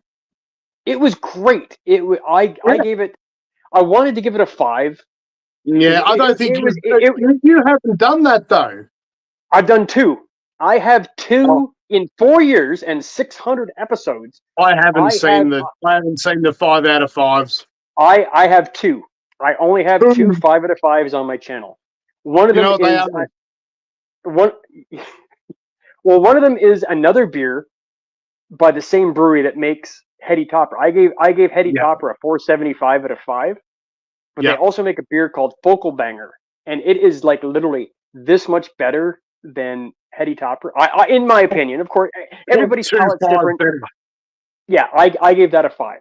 But like everybody's palate's different. Everybody tastes different, and as you get to Exactly. watch people, as you get to watch people show, you kind of figure out what their palate is. Because Yeah. my palate's different from Rod J's, and it's different from Paul from PA Brew And- News or yours. And But mine's different to this guy's. yeah, for sure. Well, because you get different Maybe beers than I can't get. Yeah. You don't know how bad I want a VB, and I said the exact same thing to Sam. I'm like, I want a VB. I want to try a VB. I know it's There it is. yeah, it's kind of like to the Americans what this is, a young one. It's like just a nice, tasty, everyday Yeah. drinking beer, kind Yeah. of thing. Rod saying he didn't yet. I don't know what the hell he's talking. He didn't what? I don't know. I can't remember. I'm sorry, Rod. I was kind of lost in the conversation. You're so much better at comments than I am. When you watch Rod J's live, he can pretty much go, "What was this? Oh yeah, he was talking about this." I have no knows. idea what you're talking about, sir. I apologize. all Vanessa saying I'm semi-retired. Perhaps I can get up to speed on the games. Oh, there you go. And Rod J saying, Vanessa, I know you could. And then she comes back with bring the players to an actual range and try to shoot some of the weapons they think they know. I know you don't know much about Vanessa, but Vanessa is ex-military. She has seen the Yeah, world right. and done so many super cool things. She's had That's like awesome. yeah, she shot guns, rifles, firearms. I'm sorry if I'm saying the wrong word, Vanessa. I apologize. I'm an idiot. But yeah, and she's a wealth of information about so many things, and I love having her on my live. She's so great. And of course, hey, check this out. We have the Bear Whisperer, the full Matt Williams in the house. What is going on, Matt Matt? Great Williams, to see how you doing, mate? He's on. He's great. Matt's fantastic. He's he's the Bear Whisperer, even though he kind of got mauled by a bear in All by Myself season 2. But great guy, that's for sure. Good to see you, Matt. Thanks for stopping by, man. You're probably what day is it today? Yeah. No, you're not at work. It's Friday. You're not working. You're drinking. Nah. What are you drinking, Matt? What are you drinking, Matt? I know you're drinking something. It's Friday night. Matty, Put it in the comments. What are you drinking, Matty? Yeah, we want to hear. Looks like. What do we got? We got Sam. He's stand in the middle of a map and chug a beer. Yeah, you're not wrong, man. Yeah, not wrong. Why the hell not? Right? Yeah. Rod J saying double nickel next month. Yeah, you're only a couple years older than me, dude. I'm going to be 43 in May, so you're really not that much older than me. You're really not. It's all good. It doesn't matter. It doesn't matter how old you are. I was always told that it doesn't matter how old you are. You're only as old as the girl you feel. So if you're feeling up a 26-year-old, hey, I'm 26 all of a sudden. I don't know where the hell that came from. God. It's a classic saying. Yeah, for sure. Maddie's saying, "Get good. It takes time." Yeah, and that's why I stopped playing. Yeah. I put in some time. Yeah. Like I'm not. Matt knows I'm not a hardcore gamer. I like to play games. They're entertaining. They're right. They're a time waster. But if you want to get good at something, no matter what it is, whether it be video games or doing beer reviews or whatever, you need to put in the time and just kind of figure stuff out. Unless you're a natural like this guy over here, who's just a born entertainer. He's fantastic. This guy. No. Okay. Don't even fucking get on me. Nah, look, I reckon because you were, I'll say you were the second beer reviewer that I got in touch with. Now the top three, I'll take it. Absolutely, the first beer reviewer I got in touch with was Scotty, and that was from Wanda. Scott and Wanda. Yeah, Scott and Wanda, the beer wanderers. Absolutely amazing channel. Great. I still sit in awe of how good they've just been, and they do one every single half a day. I reckon there's thousands of videos of hours of content. Now, to me, and this is just my personal opinion on anything. If you're doing one every half day, that's too much. I mean, I I know was trying to get one done every half of week. So I was doing 2 a week, and then like two. yeah. Go ahead, Dan. Sorry. No. Like 2 a week it was a lot, and then 1 a week seemed just right. Right, and that's perfect. Like I said, I try and Yeah. do 2 or 3 a week because to me that's great. I'm not flooding everybody with a video every single day. And if you do too much, people don't have time to watch it because people have lives outside of watching YouTube, right? So, and that's why I try and only do like 2 or 3 a week. Like I said, I try and do 2, maybe 3. Plus, I do this live every Friday on my separate channel. Whatever. And again, it's just my opinion, guys. You take it for what it's worth. It doesn't matter if you want to do 150 videos in a day. Do your thing. What do you mean by What do you mean by your separate channel? Oh, see, because we haven't talked in a while, Dan. This is actually on a separate channel. This isn't getting streamed on my main channel. I have a separate channel that I do lives on every Friday night. I've been doing this for probably about 3 months now, I think. I think actually you're guest number 12 if I'm not mistaken. So so 3 months. And it's just awesome. Yeah, and it's just lives because I wanted to try it's more of an experiment in YouTube because on my main channel I do beer reviews, I do my little like my Star Trek thing, but essentially that's still a beer review. At the end I do a beer review. And I wanted to do something different and just try doing a live on a different channel just to experiment and see what the feedback was like and who was watching, if people were actually watching on a separate channel. And I'm going to let it go. Like it's going pretty good. It's not bad. You know what? I have a lot of people that stop in. Like I have Rod J stops in, Vanessa stops in every single week. Absolutely love that girl. I got my regulars that stop in all the time. But it's more of an experiment in, is it better to do a live on a separate channel as opposed to your main channel? So I'm going to let this run for another month. I have another month and a half worth of freaking guests lined up right now. So cool. I'm gonna let that go and then just see what's going on. If it's not feasible, I might just move it to my regular channel just for shits and giggles. But it was more, I wanted to try something different, and because I don't know of anybody that does what I do. Oops, shit, and I just lost Dan. God damn it! Hello. Sorry, guys. Sorry, I swiped away there for a second. So I just wanted to try something different and experiment because I like to try different things and give them just like, hey, because nobody, as far as I know, I could be wrong. I don't know everything. As far as I know, no other beer reviewer does a live like interview kind of setting like we have here on a different channel. So I wanted to just try it out, see how it works. Some people have questioned me. Like, I understand exactly what you're saying because yeah. You want your channel to be the Shane's Craft beer review shows.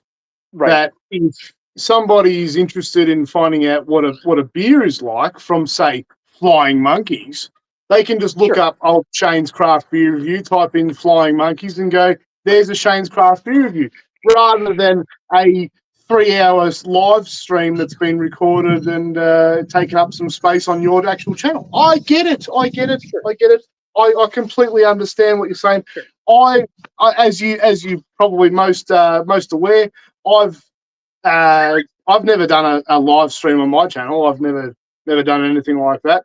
And when you put the call out and said, let's go, let's do it next week, I was dubious as the Aussies would say, dubious. But I thought, you know what, fuck it. I haven't done a show for a while, so let's just bloody get involved and let's get the old Uncle Roy out. Where is he, bloody? Where's his body?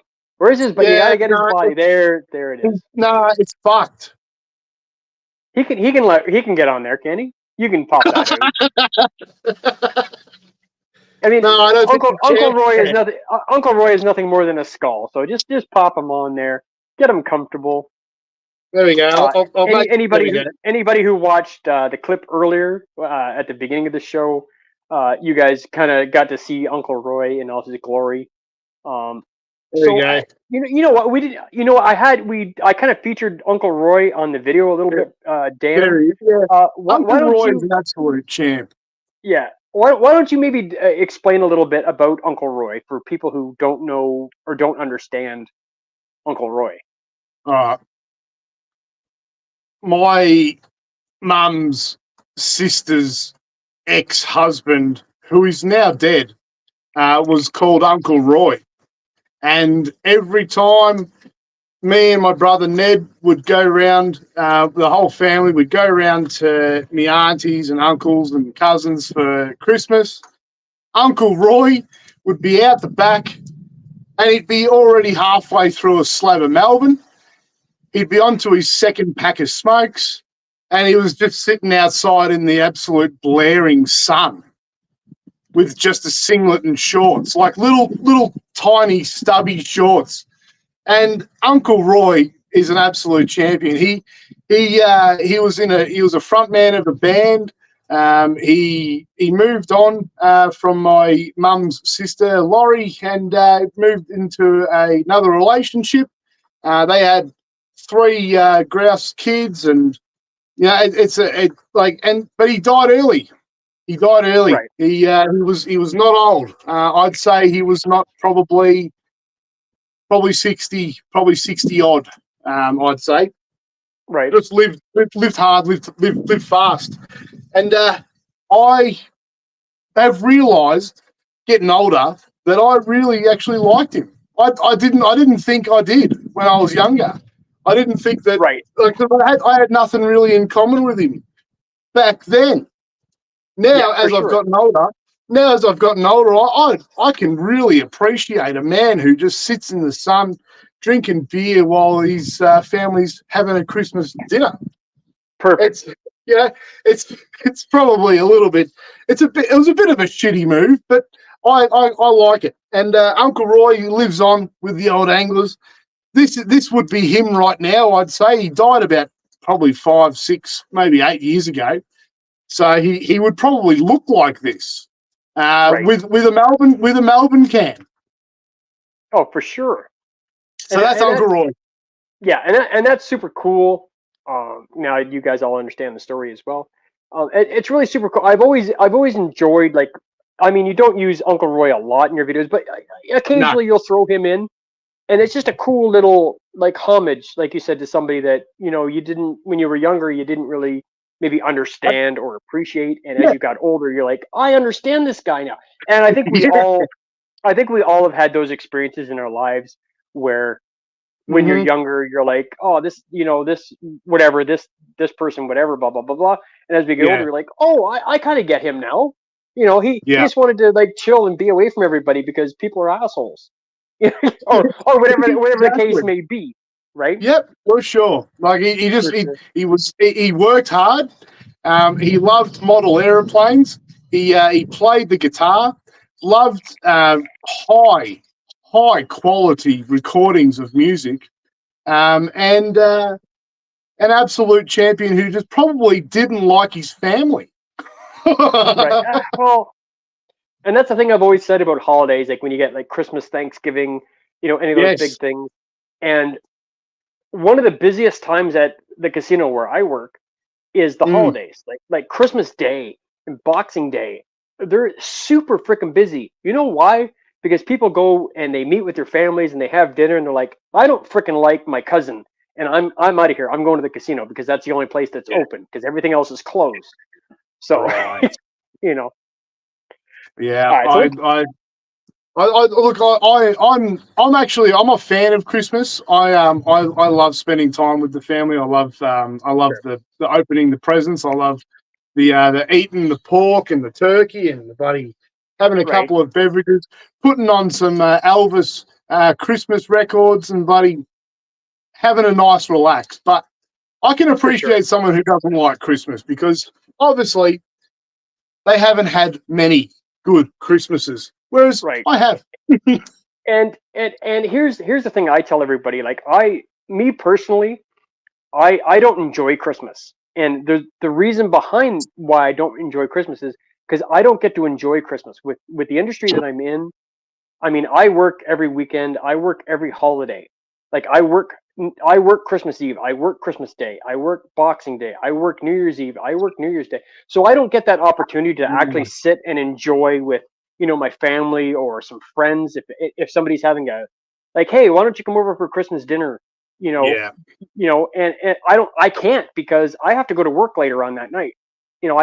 And it's me. Basically I just eat. I have one quick beer and I'm like, Yeah. sorry guys, I got to go home and have a shower and get ready for work. And they're all like, well, that sucks. I'm like, I know, but that's the nature of the beast. For the past 30 years. You're not really a fan of Christmas either, are you? You're a bit like Uncle Roy. No, I don't want to be. I don't want to sound like I don't like Christmas. I enjoy the concept of Christmas. I enjoy the concept of spending time with family and friends. I appreciate that about Christmas. Now I only get Christmas off like if it happens to fall on my days off. Like I have Thursdays and Fridays off. If Christmas happens to fall on a Thursday or a Friday, obviously I'm off. But because it's such a high volume day for us at the casino, it's so hard to get that day off. And so every Christmas, even if it's your day off, they'll still call you in, will they? No. If Christmas falls on a Thursday, I'm off that entire day. They will not call me in. I don't have to worry. And if they did call me in, I would just do this. Like, no, I'm spending time with my family because I only get Christmas off once every 6 or 7 years, depending on how it falls in the calendar. Right. Jeez. So, yeah. So it's not like I always say to people, I don't like Christmas. It's not that I don't like Christmas. Don't get me wrong, people. It's because, for the most part, I do not get to enjoy Christmas the way a person with a regular job, I guess, would say. Like I'm not a Monday to Friday 9 to 5 guy. I work from 10 o'clock at night until 6 in the morning. I work every holiday, every long weekend because that's when we're the busiest and they need the most staff. And I get it from a business perspective. I understand that I'm required to work holidays. For sure. But it's just a pain in the ass. It would be. Yeah. All right, so let's get caught up on some comments here because there's a bunch here. So we got Vanessa. We're going to go back to some video game talk here. Vanessa saying I was good at EverQuest. Was that on the Super Nintendo? No, EverQuest was, if I'm not mistaken, it's an RPG. Did I play EverQuest? No, what the hell's the name? I'm trying to think. No, I didn't play EverQuest. It was a game that was similar to EverQuest. Not Dragon Quest. God, I wish I could remember the name of it. Was it on the Super Nintendo? Maybe the original one was. I don't remember. Vanessa, do you remember if it's on was on the original Nintendo? Throw that in. Sorry, I'll catch up to it in just a second. Yeah. My buddy Matt is saying I'm slapping kids around in Warzone. Yeah, Matt plays quite a bit of Warzone. Did you hook up with Rod J, by the way, Matt? I know he probably sent you his link for his username. Hook up with Rod J, for sure. Vanessa's also saying I once beat Final Fantasy 3 the day I bought it. Marathon push. A wee bit overkill. Insomnia has its perks. No way! Got through the entire thing in one day. That's crazy. That's a lot of dedication. That's heaps. Vanessa saying my first calculator only had 4-bit processor and barely any memory. It's a calculator. Yeah. It doesn't need a whole lot. That's for sure. What's Rod saying here? Shane, LOL, we will take everyone. We are like stripes. Nah, you know what, Rod? I know what my limitations are in life, whether it be video games, reviewing beers, anything. And I have a lot of respect for you, as you know, both as a person and a beer reviewer, and I'm not going to embarrass you by joining your team. So we'll leave that at there. What do we got? Sucking group nerds the best, and bonds form help later. Yeah, okay. Yeah. Fair enough. Like, Yeah, like I So said, if you're all fit together, yeah, like I said, if you're in a group of guys and they all are not very good players, it's kind of yeah, that is. I think that's more beneficial. I think because you're trying to true. push each other. Like, hey, dude, how did you get killed by that? And you kind of like you get kind of like almost kind of embarrassed, and you're like, oh, You so know, you try and strive to get better, right? I completely agree.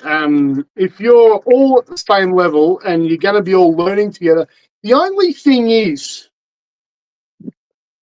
I would have a bit of struggle with organising to be there at a certain time every single day or two, Right. to be online, put a headset on, and just I don't know. I don't know. I like the fact that I can just turn the PlayStation on at say 10 o'clock at night and just play a bit of an RPG for a while, and then turn it off and not have to worry about disappointing somebody because I've turned off halfway through a campaign.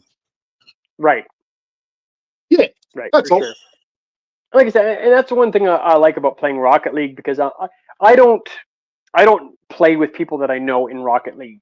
So I'm getting Yeah, stuck with random guys, and like I said, it's usually like I like to play the 3-on-3 version of the game, and yeah, usually there's usually some random guy that has probably just started playing and he's not very good and he doesn't understand how to do stuff, but that's okay because it's like, oh, you know what, I'm a little bit better than this guy. But then sometimes you'll get into a room and it's two guys that are probably underranked for their rank, yeah, and they're doing all these special moves and stuff, and you're like, Jesus Christ, like I'm just like, yeah, I might as well just stand still because you guys are doing all the yeah. work and I don't need to do anything, And they right? drive over those little platforms that push you up, and then flipping the car around, and Yeah, just getting it's goals every now and then, like crazy. yeah, yeah. Well, I used to watch a lot of like when the professionals would play Rocket League, like they'd have their every couple months they'd have like a big competition, and I would sit and Yeah, watch these matches.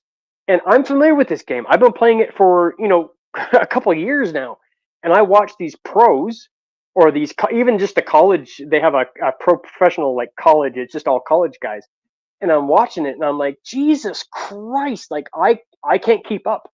Like, there's no way I will ever be that good. A, I don't have the time to invest. B, yeah, I don't want to be a professional video game player. That's not my thing. But I like to play no, casual and just have fun. And if I lose in the game, whatever. Who cares? It's a game. Who gives a shit? Like it's not. It doesn't mean exactly. anything in life, right? But I enjoy playing. What do we what do Vanessa, we got down the bottom here? The blood pumping is not functioning correctly. What? what were we talking about earlier, Vanessa? Geez, I gotta go back a little bit. Uh, was it going back to that? Maybe perhaps a second team learns the best. Yeah, Maybe. you're right. You're absolutely right with that, Vanessa. If Yeah, if your team yeah, sucks, I mean for me, everybody as I mean as a person, you're always trying to strive to be a little bit better at stuff. And when you find, for me personally, when I come up to a challenge that I don't understand or I can't overcome, I work like 5 times as hard on that to overcome it. Just I mean that's just me. that's you though. Yeah, I mean that's That's just me. you. I turn it off. No, I'll sit there and be stubborn and just keep playing it. And like, you know what, Shane, it's like anything in life. You need to invest time and There you go. learn. There you go. You need to learn stuff. Down here. PS4 can play with PS5. Yeah, PS5 can play PS4 games. Yeah, there you go, for sure. Vanessa saying military base had an offer. I could pay overtime for it. Oh, that's a good deal. You pay Right. overtime for it. That's What great. for a PS5? You just work some overtime.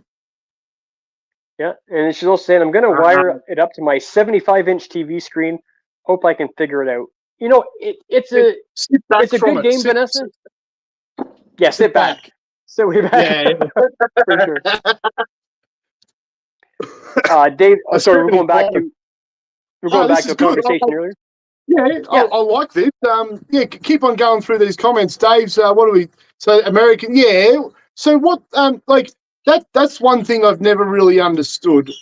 So when my family and we went to America back in, I think it was '94, and we went Los Angeles and Las Vegas and San Diego and Tijuana and San Francisco, and we noticed like a menu on like a restaurant would say $10, but Sure. it would cost you more than that.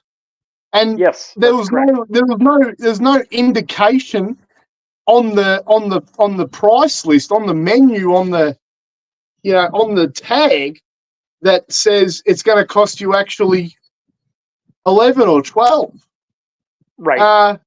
So see, I think Australia, we've got this thing called GST. Yeah, we have that up here too. Which is 10%, and it's added to the final price. So if you walk into a shop and it says it's $600, it's not going to cost you $655. It's going to cost you $600 because that 10% is already built into the price. Oh, okay. So, yeah, ours is a little bit different. Ours is added after the fact. Yeah, and does it say that anywhere? I think most of the or do time you have to work it out? I think most of the time on menus and stuff like that, like there's sometimes it'd be like a fine print at the bottom of it that said, doesn't include HST, GST, whatever the hell the tax is, right? So you got to work it out. Like, so if it's $10, it's 11 or $12. yeah, exactly.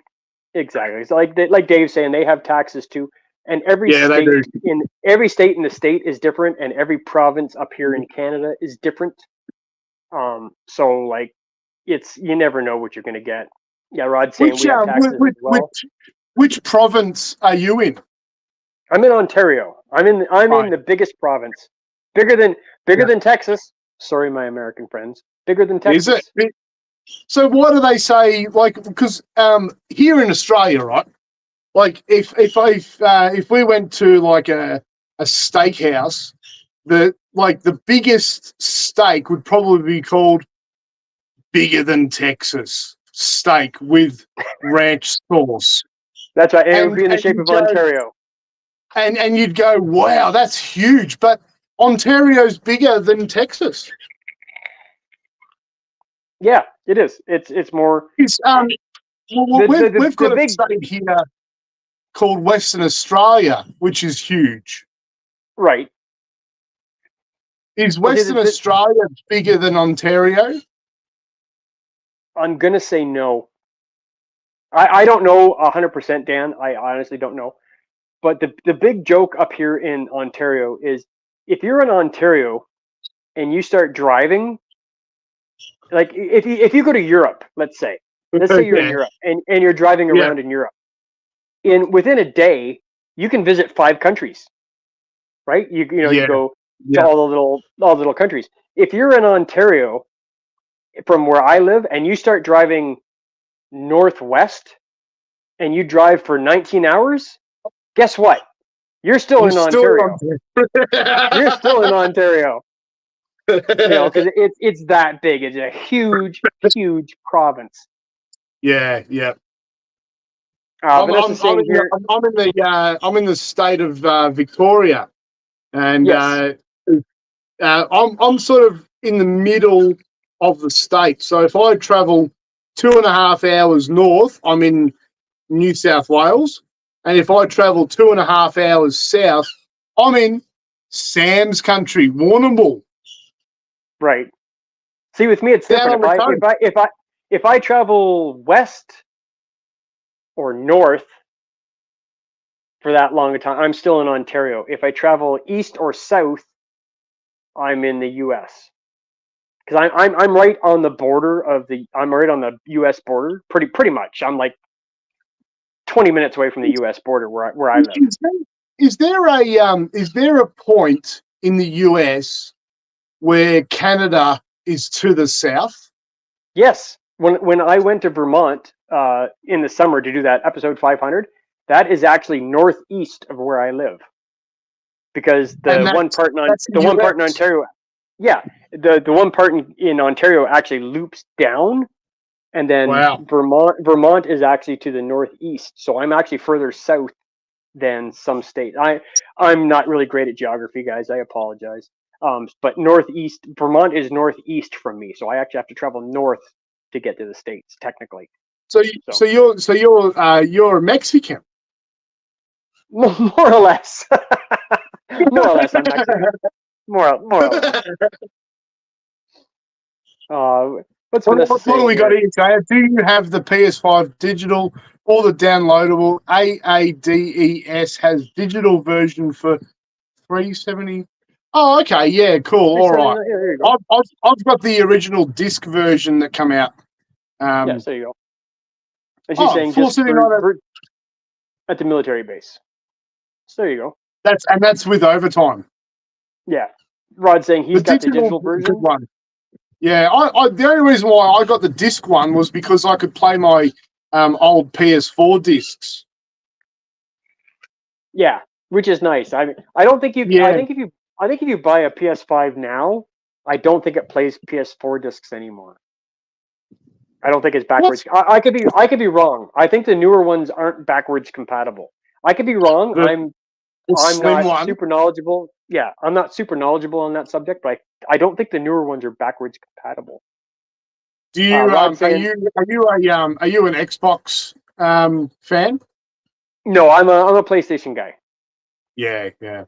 I have PlayStation. I went from PlayStation to Xbox 360, then to PS4 and to PS5. So I just wanted to try out the Xbox when it first came out, and it was pretty bloody good because you could download your CDs onto it and play your CDs as the soundtrack to your favorite games. That was pretty bloody cool. But no one not even the PS4 can play CDs anymore. Like CDs are such a 90s thing now, Shane. You know, and it's funny you say that, Dan. My youngest boy, he just turned 18, and he's starting to get into a couple bands, and I'm like, wow, you're getting like they're newer bands that I don't know, but I've listened to their music, and it's like, oh, this is all right, like it's some nice hard rock stuff, but he keeps ordering stuff, and it comes in on CDs all the time, and I'm like, he goes, hey, Dad, look what I got this new CD from. I don't remember the bands. I apologize. Yeah. He's like, I got this new CD from this guy. I'm like, a CD? I'm like, geez, that's really 90s of you. That's, way to be hip. Especially, like I said, especially from an 18-year-old kid, and he's still buying CDs because it's still a feasible. It's still a feasible format. Even in 2024. Yeah, but how else would they buy it? Do they provide USB sticks in a package, or is it just you just stream it? Is that how it is now? I think nowadays when you're buying music or anything like that, I think a lot of it is like digital download. So you pay whatever the hell it is. Let's say $25 for an album, and you just download it onto your computer, and that's more commonplace. But I mean, bands are still putting out CDs because people like the people like having to hold something. Yeah, that's like me too. I would prefer to hold something. Like if I'm going to read a book, I'm going to go to the bookstore and buy a book. I'm not going to download it on my phone and read it on my phone. It's not the same. Not that I'm a big. I don't want to make it sound like I'm a big reader. Yeah, just like that, or a record. Yeah. Just like something physical, something physical to hang on to. I love it's 1 foot by 1 foot. I love that. Yeah, exactly. It's great. All right, let me catch up here a little bit because these comments are from what we were talking about earlier. Rod J saying I have games installed to my drives. Yeah, because it's just easier that way. Vanessa says 730 Australian dollars. There you go. Yeah. No tax at the base. Man, that must be nice. I mean, military personnel shouldn't have to pay tax anyway, as far as I'm concerned. I don't care where you They serve. shouldn't even have to pay $730. That should be able to. They should have them government issued because Yes. they are an item that is going to provide the free time and entertainment that is, Right. all taxpayers are happy. If I would Right. be happy if third of my pay went to the military so they could play PlayStation, I would be absolutely wrapped. For sure. Like I said, I've always been a big supporter of military. I don't care what country you're. I don't care if you're in Canada, the United States, Australia, wherever the hell you're from. You're serving your country, and I have great respect for anybody who does that. Yeah, I couldn't do it. My old man did it, and he got the call up though. So that was a different time. All right, yeah, for sure. Oh, So, Dave's going. Dave's gone. He's probably gone now. I thanks for stopping by, Dave. Always appreciate it. If you watch this later on, thank you so much, buddy. Good on you, Dave. You're an absolute champion. For sure. Vanessa's saying bye to Dave. Vanessa's asking, is that the internal drive rod that it comes with? You can answer that, Rod, if you'd like, if you're still around.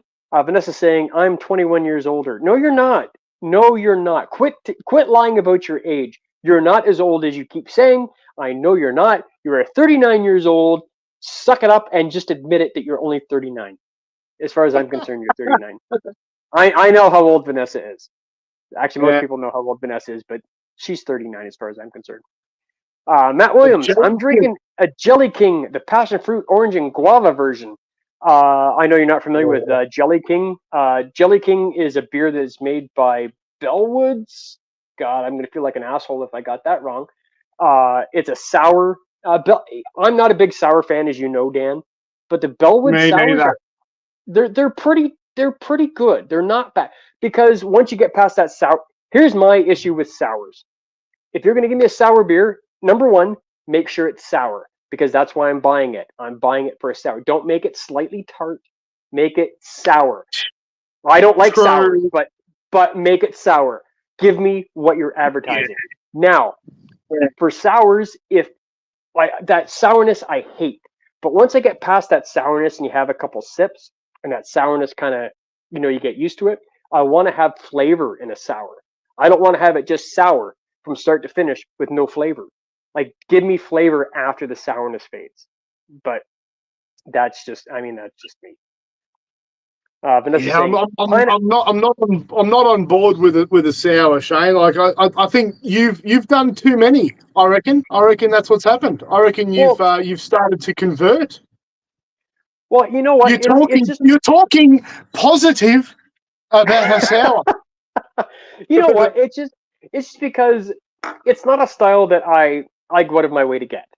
I usually just get it to review on the beer channels because I know I have a lot of guys that subscribe to my channel that enjoy sours. Yeah. And when I first started reviewing sours, I was like, hey, you know what? This is shit. Don't buy it. But that's not an objective opinion. So what I try to do when I have the sours, like in the past year or so, I've been like, hey, you know what? For me, this is not a good beer. But if you like sour beers, this might be something for you. And I try to be more objective with the way I approach my beer reviews because just because I don't like it doesn't mean, anybody else isn't going to like it. So I don't want to give it like this is a freaking like 1.25 beer. No, it's you still can give it a 1.25 because it's out of the Shane's Craft beer review out of 5. Now, that might 1.25 Shane's might be a 86 out of 100 for me. Now, you just never know.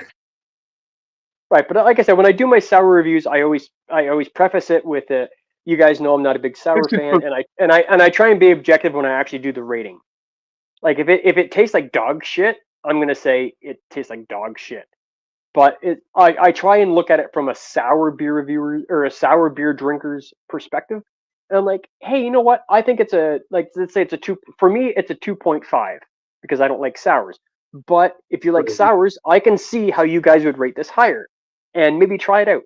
I like I said, I'm trying to get that more objective for different styles.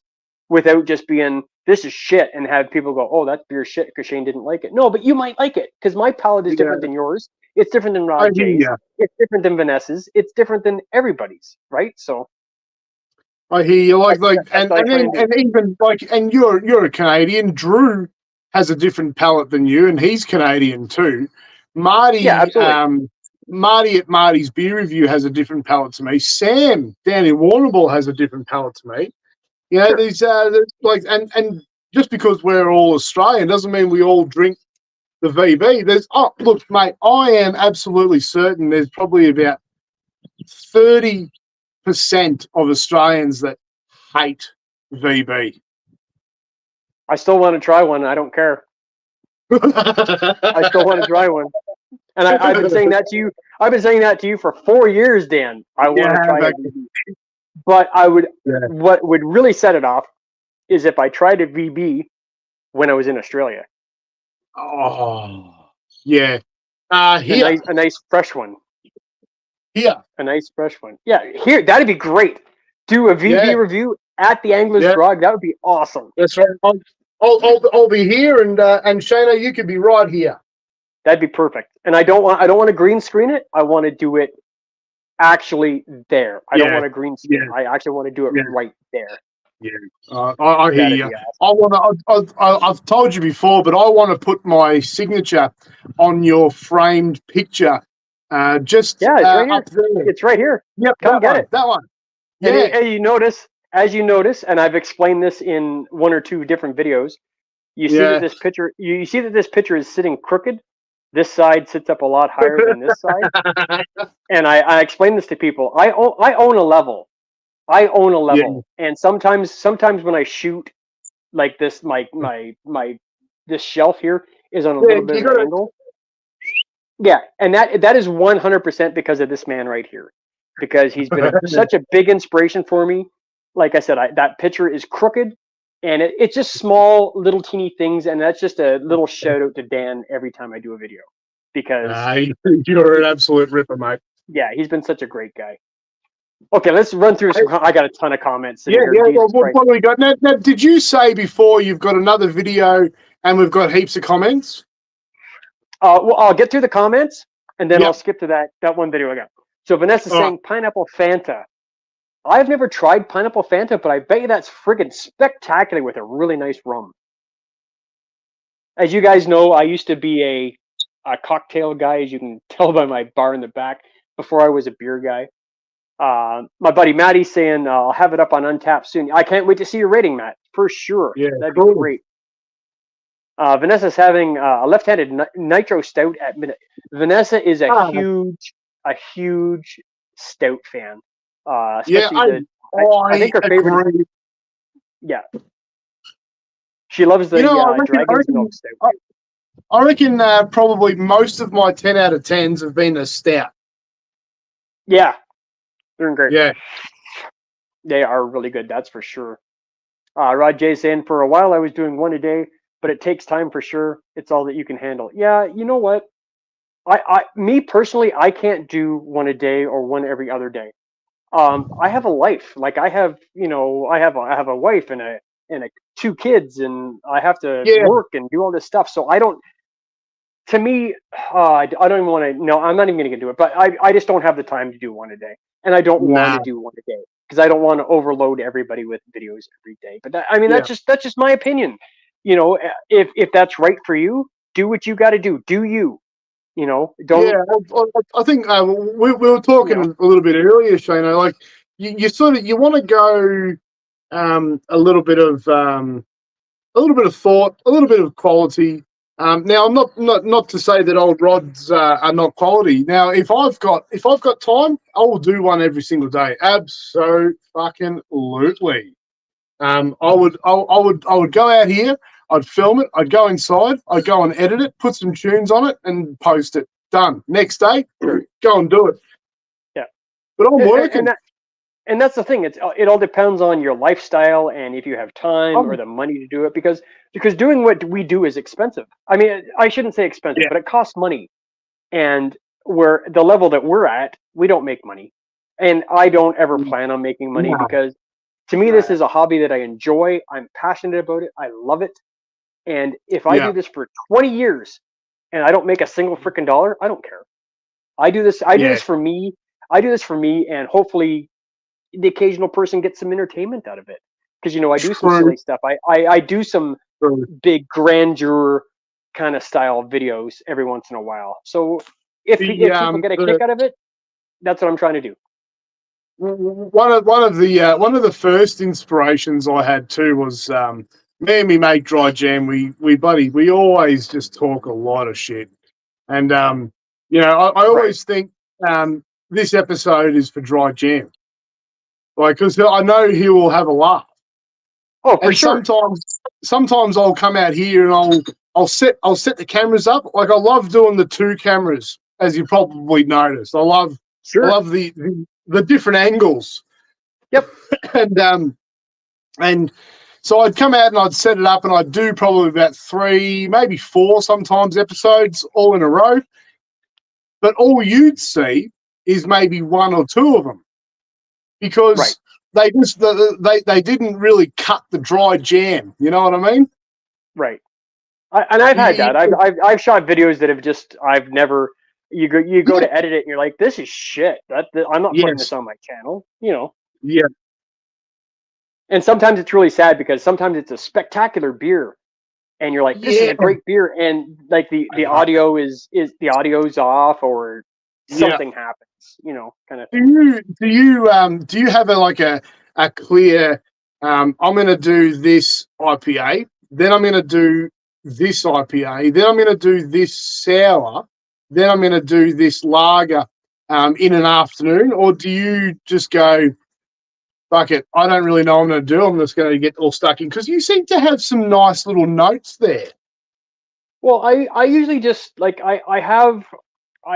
as most beer reviewers do, I have in my fridge I have my review beers that I want to review, and then I have just some either craft beers that I've had before and I don't need to re-review it.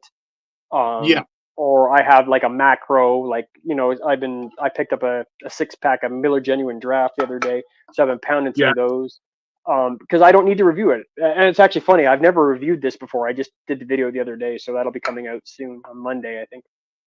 You got to keep macro beers up your sleeve though. Oh, for sure, because that seems to get the most hits. Like when you as a beer reviewer, if you throw a macro up, it gets like twice as much views as any craft beer that you do because people are familiar with it and that's what they're searching for. And I understand that. And I reckon a lot of your viewers and I reckon a lot of my viewers have come on board because of something like this. Oh, for sure, because that's what they're searching for online, right? So let's get back to the comments here really quick. Rod saying, but if you were not full-time doing YouTube, 1 a day is a big task. You're absolutely right. And I'm not full-time. I do this for fun as something to do. Like I said, I'm passionate about it. As Rod knows, I enjoy it. I, try and come up with different ideas of stuff to do. I'm a big editing guy, as everybody knows. I'm big into the editing thing, and I try and make it entertaining. I'm with you. Rod saying that tastes really tasty there, Matt. It probably is. Check this out. I got my friend Stacy Taylor in the house. See this little painting that I hold right back here? She made that. What's that little picture of? Did she put through a rock? Did she? The what? Sorry. Is it paper, scissors, rock? No, it's a hand. She's waving. She's like, it's a hand. Paper. She's probably at work and just stopping by really quick. Nice. Rod saying, nice, Vanessa. Think I may record my left hand wake up in the Dead Nitro in a bit for an upcoming review. God, that sounds great. That sounds like a freaking fantastic. Rod saying cheers to Stacy. Stacy saying hi to Rod. My buddy Matt saying it's very good, Rod J. A great series from Bellwoods Brewery. They are dry hopped sour ales. If you want a couple of those, Rod, let me know. I'll send them down to your brother. You know I will. Stacy's saying, hey, Matt, just so anybody who doesn't know and needs to catch up a little bit, Matt and I do the exact same job at work. and Stacy also works with us, but she's the person that comes and fixes shit when me and Matt break it at work. That's her job. And then she always comes over and, oh, it's you again. You know, she's great though. She really is. Rod J saying, luckily I have an audience that seems to like both live and videos, which is great. I already have a couple of other channels and couldn't do another. Yeah, it's hard. Yeah, fair One channel is hard. Like I said, I'm doing two, as you know, Rod. I think Rod J sounds like he's an absolute gun at doing videos. He does heaps. He knows his audience. He's an absolute champion. Yeah, it like I said, I love Rod J because I have so much respect for Rod J, and he knows this, and I'm not blowing sunshine up his ass. He might not even be here anymore. Who the hell knows? His videos are interesting. His videos are interesting. They're educational. He does a great job. He's interactive with his audience. He knows how to work his analytics. He's really smart with but he's been doing this a long time. Like I think Rod J's been doing videos for like 10 years or something like that. So I mean, the guy's been around the block. Like he knows his shit. So if you check out his channel, it's it's absolutely great. That's for sure. So let's go back through a couple more here. Vanessa's saying, I found a marshmallow company south of my location. I will head there. Oh, what are you making with marshmallows? What are you making? Oh, cool. Sam saying, at the moment, live is all I know. I know you've been doing a lot of live, Sam. But I mean, it doesn't take long to do. Here's my opinion on doing a beer review, not a live, just a beer review. I try and keep it short. I try and keep mine around the 5-minute mark. Sometimes I go over and I'm like, fuck, Shane, why did you go over 5 minutes? Because honestly, we're all in our 40s and 50s, more or less. And who wants to sit and watch a 50-year-old guy talk about a beer? Almost nobody. So I try and keep it short. I try and keep it entertaining. I try and do like some special effects to make it look decent. I'm no expert at freaking anything. I'll let you guys know that right now. Yeah, but I try. You're able to do some good little effects. You're able to do good things with your comedy. You edit very, very well. You've got the good intro. You've got the little Bobby. You've got your little your Wednesday wackiness. Your weird. What is it? Weird Wednesdays. Oh, I haven't done one of those in a while. I was thinking the other day. I was thinking the other day, I really need to get back into doing those Wild Wednesdays. Because Wednesdays. Yeah, like anybody who's not familiar with my Wild Wednesday, I would do a Wild Wednesday, and it's not necessarily beer related. Sometimes I cook like butter tarts or something, just to mix it up, because you get bored of watching the same fucking guy doing this is Yingling. It's great. Hey, here's a 2-hour IPA. It's great. It's just to mix up my channel. Exactly what I was just saying about 2 hours ago. Yeah, I reckon that is the reason why I have not done a review for a little while, because it just it felt like to me that I was just running the same marathon. Now, right. I reckon you've like I said, you've given me the inspiration though. I need to come back. I need to do something. I need to do another, just even if it's just an old classic episode. Sure. And like I said, Dan, I enjoy, I don't know if you realize it or not, but when you do your reviews, they are different. Because sometimes you'll come in and you'll like talk to Uncle Roy, even if it's just for like 10 seconds. It's that extra little thing. Or when you do the phone thing and you're like, the phone's ringing, and you pick it up. Like that. It's small little things, like 20, 30 seconds, but it completely changes the whole dynamic of your video. And people are like, oh, that's cool. Hey, Dan, is Dan going to get on the phone today? Is he going to get on the phone today? Is somebody going to call him? And I love that. I like the way that you change it up. And like I try and be like that. I really do. I try and change stuff up a little bit so it's not the same old Shane going, hey guys, welcome to Shane's Craft Beer Review. I'm drinking a Youngling. Because over time, even if that's not what I'm saying, like, hey guys, I'm trying this Youngling. But if I'm doing the same thing every single video, it gets kind of boring, right? So you got to change it up a little bit, right? Yeah, And look, and the thing is, Shano, I'll tell you from a personal point of view, it doesn't get boring from a viewer point of view. From myself personally, I'll watch you till the cows come home. But Right. as if I was you and I am me, it does start to get a little bit long in the tooth if you keep on doing the same thing all the time. So I'd like to get the challenge. Sure. Yeah, exactly. And that's I think most beer reviewers are like that. You get to a point where you're like, I'm doing the same thing. What can I do to change? Oh, Yeah. I can do this. Yeah. Or hey, I saw Alan from One Flight Down. He did this. So hey, maybe I'll try. I'm not going to copy him because that's his like Alan has this thing on his channel that he does back at the beer fridge Sunday. So every Sunday he'll grab a beer that's been sitting there for like 6 months at the back of his fridge. Yeah. And he'll grab it. He's like, hey guys.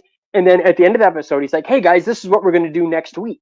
And he goes and shows you what he's going to do next week. He's like, hey guys, we're going to do this youngling that I got from a friend of mine that went down to the US like a year ago. And I haven't reviewed it yet, kind of thing. So I appreciate that little change up and doing it up like that.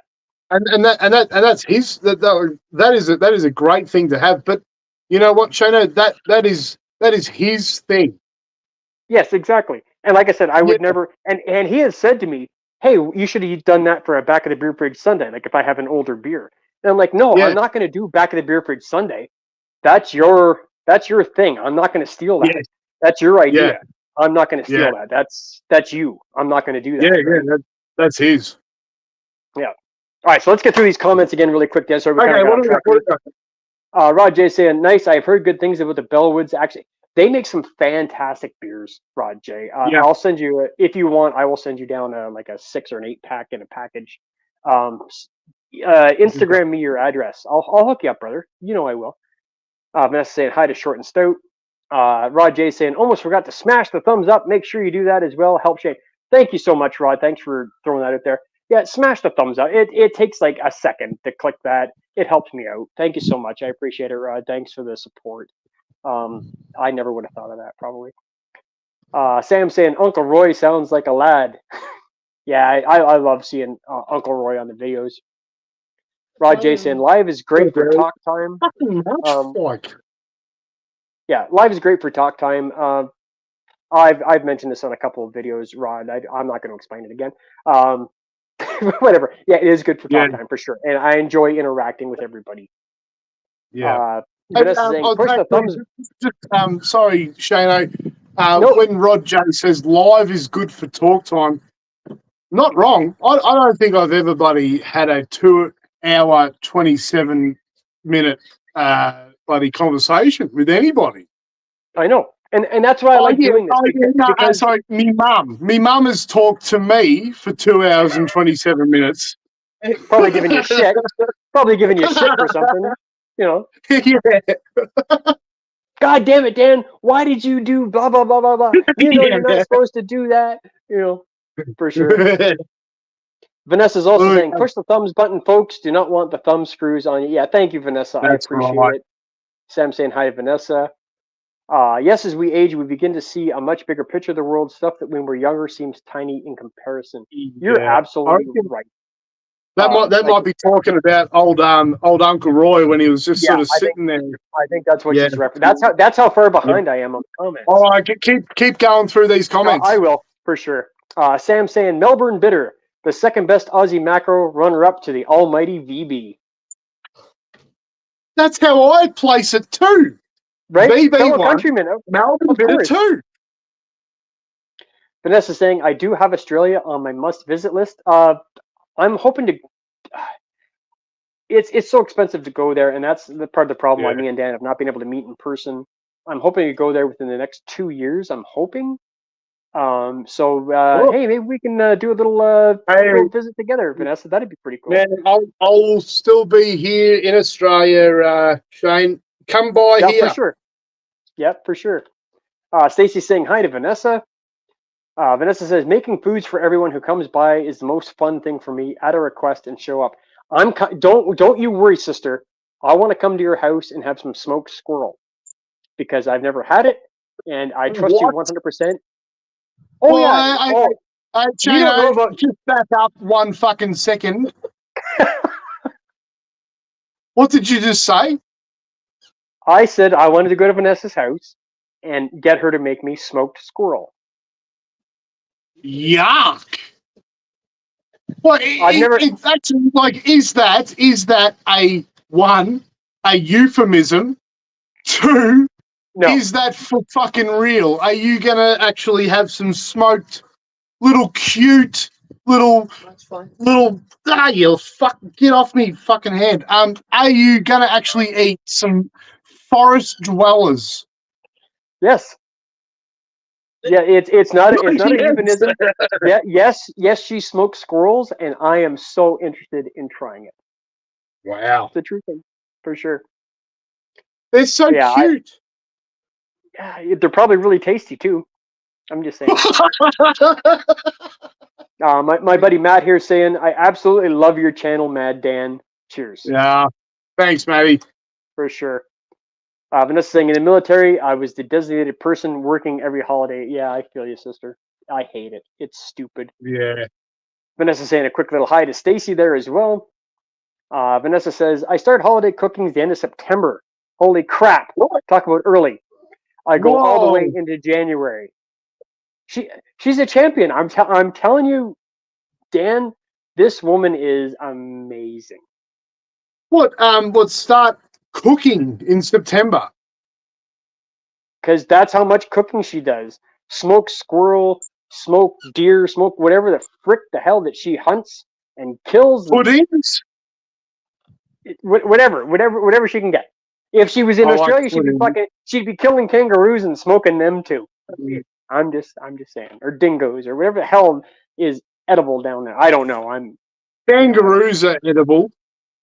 So there you go. Perfect. And crocodiles. I had alligator a couple of weeks ago when I was in Florida. That was pretty tasty. I didn't mind that at all. Did you have it in a delicious curry? No, but there was a dipping sauce that was kind of spicy, but not really.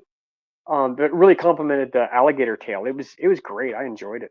Alligator, that sounds delicious. It was good. I always like trying new foods that I've not tried before. Like I tried the alligator tail when I was in Florida. I've never had. I'm not eating flies. Is that in the shape of a maple leaf? It almost is.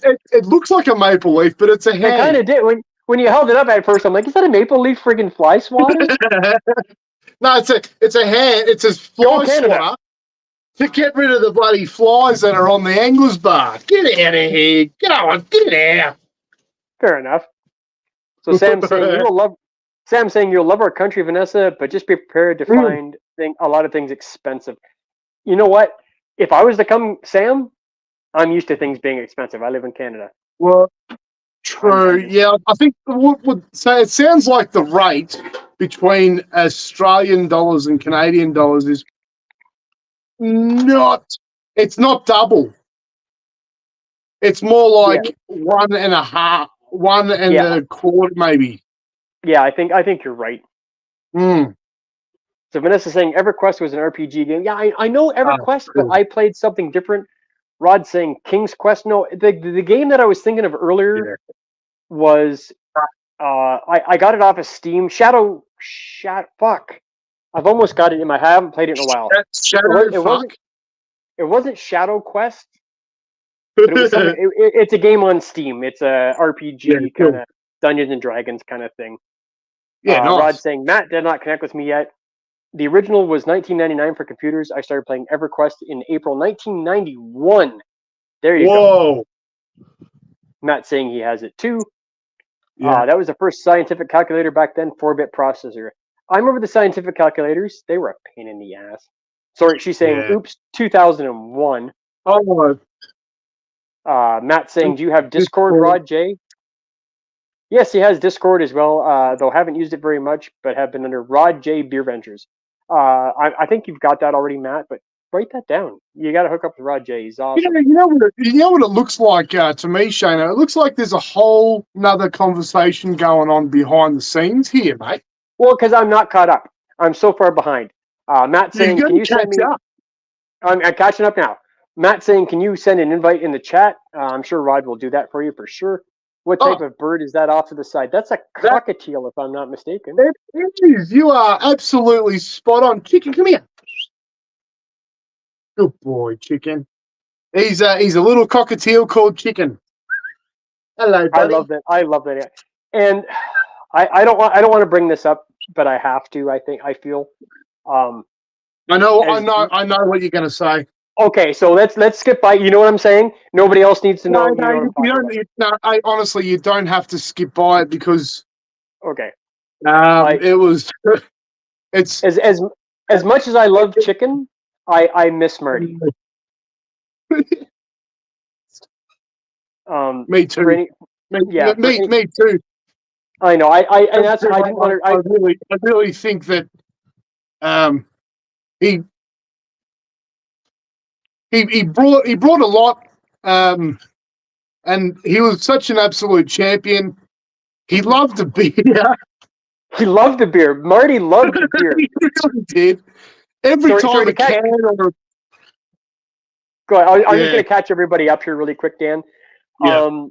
So because we're referencing Marty, before Dan had chicken, he had a little budgie called Marty that he have on his show, and Marty would jump on the glass and eat the bubbles, and he's just an epic bird, and unfortunately, he he's no longer with us now. he met up with a cat, and you guys can fill in the blanks. But Marty was epic. Like the bird drank beer on Dan's show. And he was a staple for Dan for a couple hundred episodes. And I miss how he was. I mean, I like chicken too. Don't get me wrong, but chicken gets pissed off when you try and give him beer. Chicken gets pissed off when you put beer. You put a can up here and he's like, ah! And he starts getting all right. Yeah. True. Vanessa saying, he did love a beer. He did. He was great. That was such a great bird, great pet, and I hope he was just enjoyable to watch. Yeah. Vanessa saying, my brother's bird in Illinois is 35 years old. Is that a cockatiel as well, Vanessa? 35. There's cockatoos that are about 4 times as big as chicken that can live to 100. So. Yeah, I'm not surprised. 35, if it's one of those type of birds.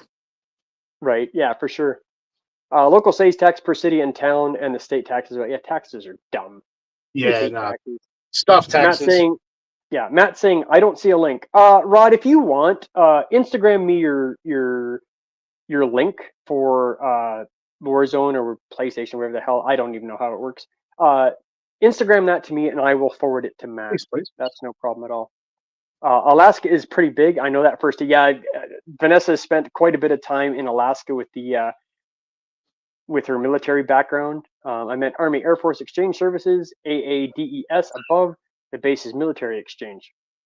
Ah, right. Sam is saying Western Australia is far bigger than any Canadian province. Yeah. I was thinking about that. I was thinking that Western Australia was huge. I could be, and I said I could be wrong. I don't know, but Ontario is freaking huge. I'm assuming Sam probably looked that up. So, I didn't look it up. So he's probably right. The only bigger state, region in the world is Russia. Okay. Yeah. That's good to know. Like I said, I know Ontario is freaking huge. So that's why I said, and I said, I don't have 100% knowledge on that. So thank you for clearing that up for me, Sam. I appreciate that. Rod saying, still a PS4 too. Yeah, I got a PS4. I didn't crack and buy the PS5 because I really don't play games anymore. Sam saying Victoria. Like the games, the PS4 games that play on the PlayStation 5, the PS4 games, they upgrade them and they load like so much quicker. I think because the file's smaller. Like whatever the PS5 has to load into like memory. I think that's smaller because the PS4, it's older technology, so it's faster to get in the PS5. The PS5 is able to read about 8,000 megabytes a second. It can do. Yeah, It can do. 8 gig a second or something. Like it's Yeah. ridiculously fast. It's crazy. Yeah, for sure. Yeah. If you're still watching, Matt, which I hope you are, Rod just sent me his link, so I will email that to you after the show. Okay, I got to get through these things because I still want to play one more video. We've only got about 15 minutes left. If CDs get popular again, I'm sitting on a gold mine. Yeah, right. Yeah. Right. You can always sell CDs, especially if it's a hard to find CD. Old vinyl, definitely vinyl worth money. For sure. Sam saying, shit, yeah, Rod. Rod saying, Mr. Internal question earlier, Vanessa. The internal is only 500 gigabytes, so I installed a 1 terabyte additionally, and then also connected a 4 terabyte external. Oh. Yes. So he's set to go. Warzone and Call of Duty alone take up 300 gigabytes. So yeah, the games nowadays are they're so big. Yeah. Matt saying hi to Stace. Dude, you can say hi to her at work, don't you? I'm just kidding. I'm just kidding. Rod, are your headphones from the PS console wired or Bluetooth? That's actually a really good question. AAFES, dang typos. Wake up the dead Nitro. I shall hunt it down.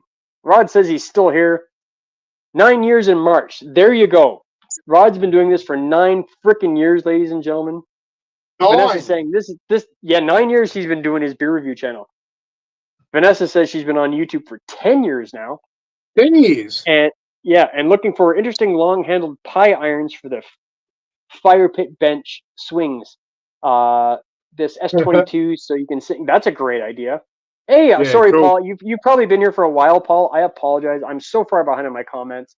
Go check out PA Brew News. Paul, he's great.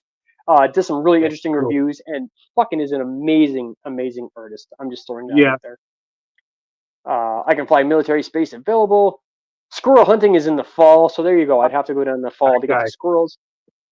Sam saying that's what it's all about for me, the community and the interaction. 100% bang on, Sam. Yeah. Even though I love beer and can talk about it until the cows come home, the friendship banter is what I love.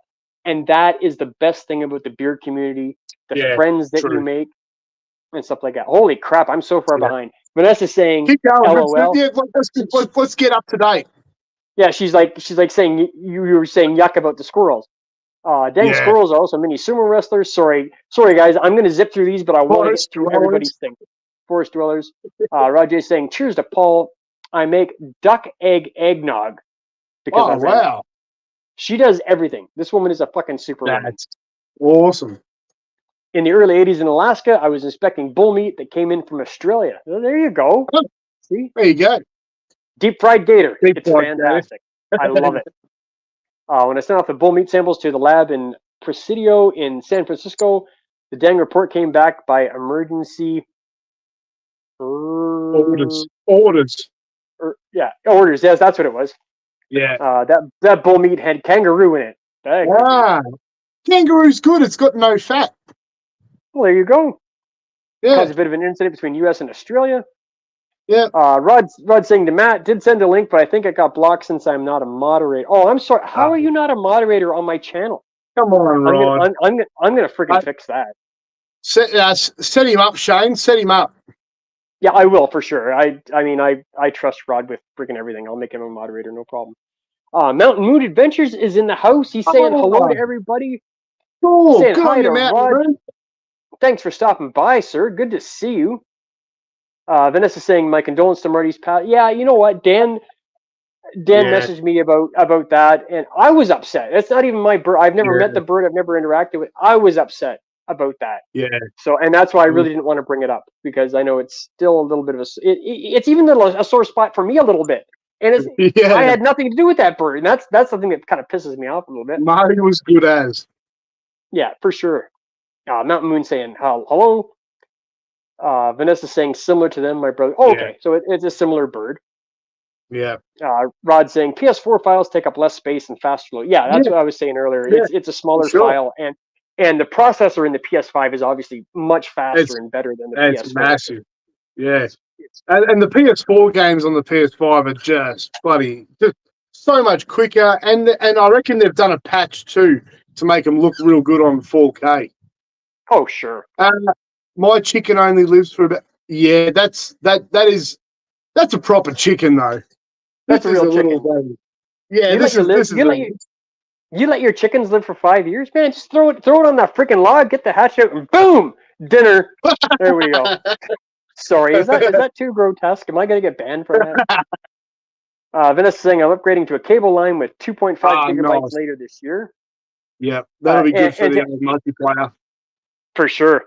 And to answer your question, Vanessa, Rod is using Bluetooth headphones, just so you know. There you go. Mountain Moon saying, okay, that gigabyte talk does not sound like beer talk. Yeah, you know what? On my lives, we talk about pretty much everything, mostly beer. Yeah. But every once in a while, we branch out into video games or freaking whatever else. Yeah. Haha, no, but it will make you drink. Yes, playing video games will make you drink. Beer chat, food chat, rinse, repeat. Yes, you got it, Vanessa. Yeah. Vanessa is on like every single one of my lives, so she knows what it's all about. Vanessa knows exactly what's going on. Oh, dude, I could have Vanessa come over to my house and run my entire freaking channel because she knows exactly what I do and what my style is and how I approach everything. She could run the whole freaking thing all by herself. Yeah, absolutely. Cool. Mountain Moon saying, "LOL, Rod. Bet you like listening to the cable guy for sure." Sam saying, "I'm heading off. Legends, brilliant live once again, Shane, brother. Hey, good to get to know you a little, Dan. Good to get to know you a little, Dan. We'll have to link up. Yeah. Cheers, boys, and I'll catch the rest on the replay. Yeah, definitely hook up with this guy. He's Dana, can you please send me Short and Stout's link? I will get involved. Yeah, I do have that written down on my on my notepad, the famous notepad. So I will definitely send you Sam's link, and yeah, you got to get connected with him. He's pretty good. Thank you so much. And he's down in Warrnambool, which is great. Yeah, like you said, fellow countryman, right? Rod saying, Shane never gave me a wrench. I'm sorry, buddy. I don't know why I didn't. I should have. I should have done that when I started the channel. I mean, seriously. Vanessa saying, bye to Sam. Snorts. Guy, Shane, oh my freaking God. The B-webs are real. There you go. They are good. Yep. Cheers, Sam. Have a good one, brother. Yeah, thanks for stopping by, Sam, if you're still here. If you're not and you're watching the replay, appreciate you, brother. Thanks, Sam. I appreciate you stopping by for sure.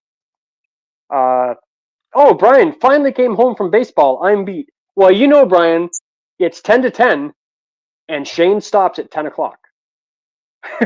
I'm pretty strict on that. Exactly. Vanessa saying my car is 26. Jesus Christ. That's a good one. Actually, my car's only bloody 11 years old, and it's done 300,000 Ks. What's that in miles? I don't know, but you need to translate that because I have a lot of American viewers, and they don't understand this metric stuff. 180,000 miles. There you go. Vanessa saying I have not ejected math chat yet. No, you didn't this time. That's okay. There's nothing wrong with that. Mountain Moon says he gets drunk and forgets it's hammy. As for the chicken joke, no, not banned, but kicked in the nards. They are my pets. Okay. I'm Mallory. Oh, you're Mallory's friend. Okay. Oh, that's great. Did we meet when I was in Chicago? And I don't know. I don't remember. That was like. Let's hit pause for a second. Now, okay. in Australia, if you got kicked in the nards, that would mean that you've just done a big log, a big turd. Is that what that is? And we call that a nard. Oh, we call like our balls nerds. So you're basically saying you got kicked in the balls. Yeah, no, I got it. Yeah. Oh, here we go. Oh, yeah, okay. B-webs. Boobs are boobs, you shithead. Yeah, English is. I'd love to say that English is not my first language, but it is. But I still. Canadian's your first language. Yeah, Canadian is my first language. I have chickens raised at the farm. Meat chickens? Yeah, of course. Sorry, my cat is 26. Sorry about that. Not your car. Okay, so it's her cat. Her cat, not her car. Not the car. Blue Mountain is saying, if I got to explain, I'm a real woman once again. We are getting divorced. I'm assuming that's something you want, so good on you. There is some crazy banter going on here. For sure. Okay, so really quick, I do have one more video. We've only got about 10 minutes left. I do have one Oh. more video of Dan that I want to play. And I mean, you guys, I've played a couple of videos. Anybody who's watched this from the beginning, thank you so much, by the way, of Dan. And you know, I show his wild and crazy side. But there's one video in particular that I remembered, and I'm like, I got to get this for the show. So Dan is not always wild and crazy. He does not come up with these friggin' fantastically crazy videos like, hey, I got this chainsaw and I got to take the gas out of it because I'm going to cut somebody when I'm drunk. You know, it's not all like that. Every once in a while, he puts out, I shouldn't say every once in a while, it was one time, he puts out a very sophisticated video. Now, the best thing about this video is, you remember this one, Dan, I'm sure. I think So- I'm remembering what this one is now. Right, like I said, I didn't tell Dan about any of the clips I was playing for him today. So in this particular video, Dan is trying to do like a proper, you know, professional beer review. But the funny thing is he has a hard time staying in character, and he laughs. Like he's like, I can't even freaking do this in a straight face. But it is hilarious as hell. It's about 2 minutes long. So I just want to let you guys know that Dan every once in a while does try and be serious. So please check this video out. It is great.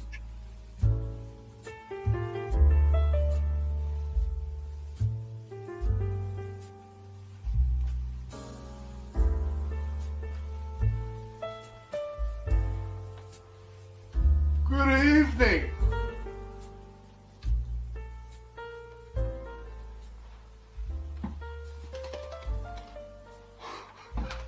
Welcome to the Angular Alcoholic Appraisal. My name is Mad Dan. My name is Mad Dan. This here is my very good friend, Chicken. Tonight, I have the distinct pleasure of presenting you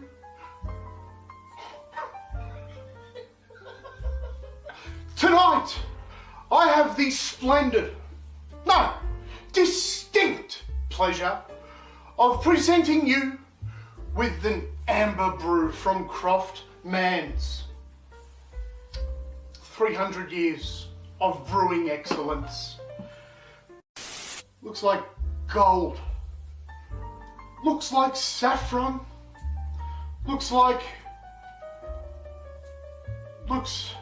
Looks beautiful, like the morning sun at the polar. Looks like honey on my toast.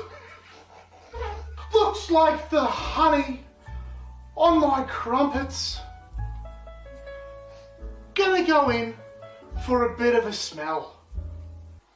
Ah, it smells like beer. It smells just like a Sunday afternoon reclining on my rug at the polo. Time to discern the taste.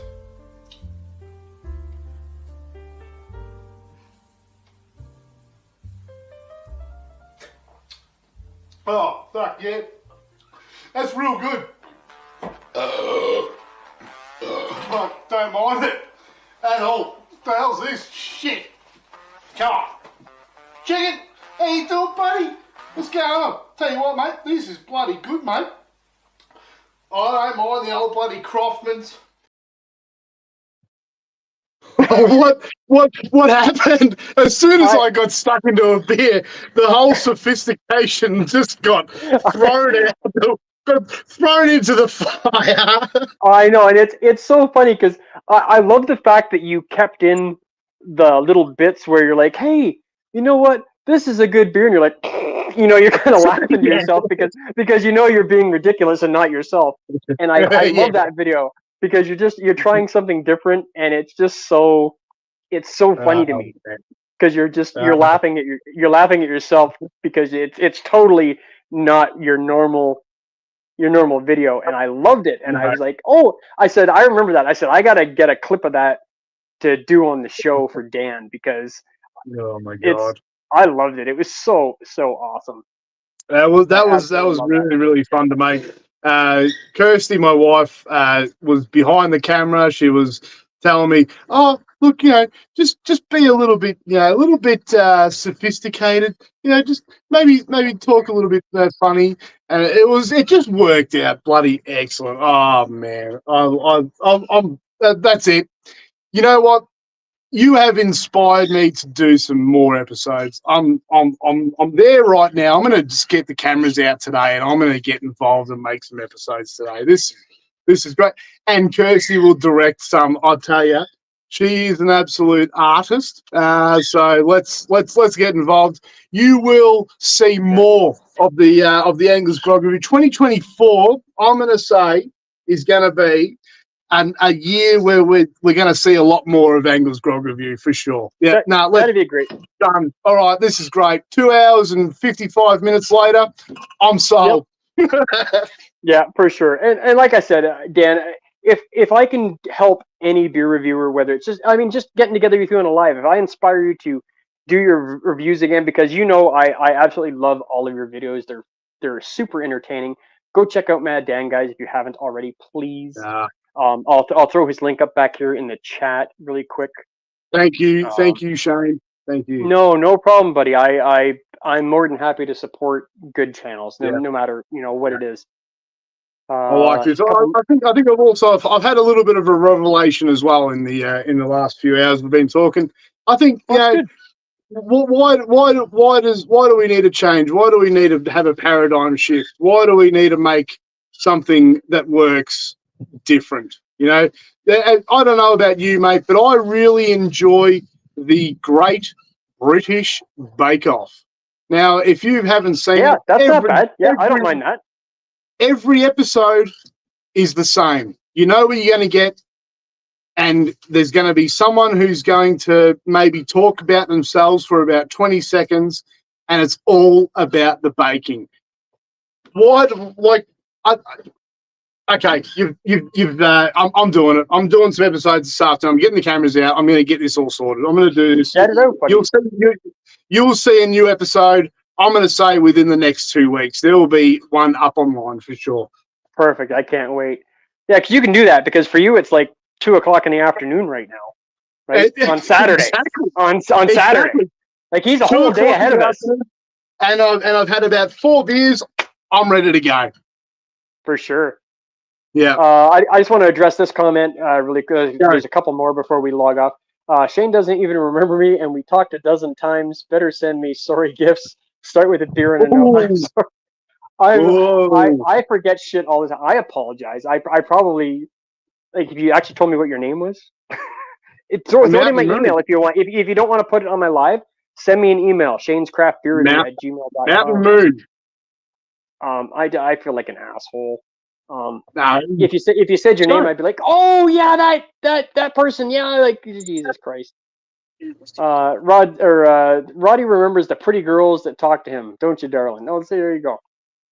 Ask Mallory and Chew who I am. Cannot believe I gotta give reference. I'm sorry. I feel like such a dick right now. I apologize. I feel like such a dick. Just send the beers addressed to Mountain Moon. There you go, done. I will, for sure. Like I said, I will. Because you're not making.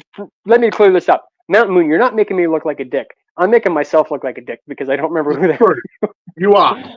I'm such an asshole. I'm sorry. That was like 7-8 months ago. For the love of God, I barely remember what happened yesterday. So Brian's saying cheers to everybody. Rod's also saying cheers to Brian. Rod says, great show, Shane. Thank you, Rod. I appreciate your support, buddy. Thank you so much. Drop his link. Bet you he will not forget. No. From this point on, I will never forget who you are because I don't want to go through this embarrassment again. There you go. A sub to you, darling. Name's Hammy, 5'3", blonde, smartass, and loves beer and me mates. Okay. Now we got it. Now I got it. Oh, Jesus Christ. There you go. Oh, and at the last minute, look who stops by. Josh, the malted gentleman. No way. The legend himself, the malty Josh gentleman. Oh, what a champion. The guy that if you guys are not fan, I like Josh. He's great. And have you Yeah. done his FU Winner Chug Challenge yet, Dan? Nah, I will. Let's Do the let's FU Winner do Chug it. Challenge. Let's do it. Let's do it. Yeah, for sure. I tend to do a chug challenge every episode though. I'll do one for multi. Yeah, for sure. Ask Mallory for my address. I will, for sure. I talk to her every once in a while. And Rod's saying, this is funny. Yeah, because Shane's a moron. That's why it's funny. Everybody laugh at Shane. It's okay. I'm Canadian, so I'm Canadian, so I get laughed at all the time. It's okay. Because, it could because in the summer it's, 10 feet of snow if you ask Brian, and I talk with a weird accent, and, it's all good. Hey, you think you talk with a weird accent? Have a listen to me. Well, it's funny because to me, you talk with an accent, but to you, I talk with an accent. To me, you talk with an accent. That's what I mean. That's what I'm saying. Yeah. It just depends on your local demographic, right? So whatever. Yeah, it's all good. Exactly. All right, so I actually went just a little bit past 10 today. Rod's gonna say, "Hey man, what's the matter with you?" Rod's because Rod has said many times that like when it comes 10 o'clock, Shane shuts shit down. He goes, he tries to keep to his schedule, which I'm going to do again today. All right, let's get it. Let's get it all done then. It's over. The live stream is done. For sure. But I just want to thank you so much, Dan, for taking the time out. I know it's a bit of a little thing with the different time zones. You're halfway across the world. I appreciate you coming on. I don't need to tell you how many times I love what you do on your channel. If anybody's not subscribed to Dan, please do check out some of his back catalog. He hasn't done a video in about 2 months, but check out his back catalog because they're freaking hilarious. They're entertaining, and it's super fun to watch. So thank you so much, Dan. Stay online, Dan, because I'm going to talk to you for a little bit after we're done the live. So just stay on. All right. Thank you, everybody. Thank you, everybody, for watching. I appreciate your support. I appreciate you coming by.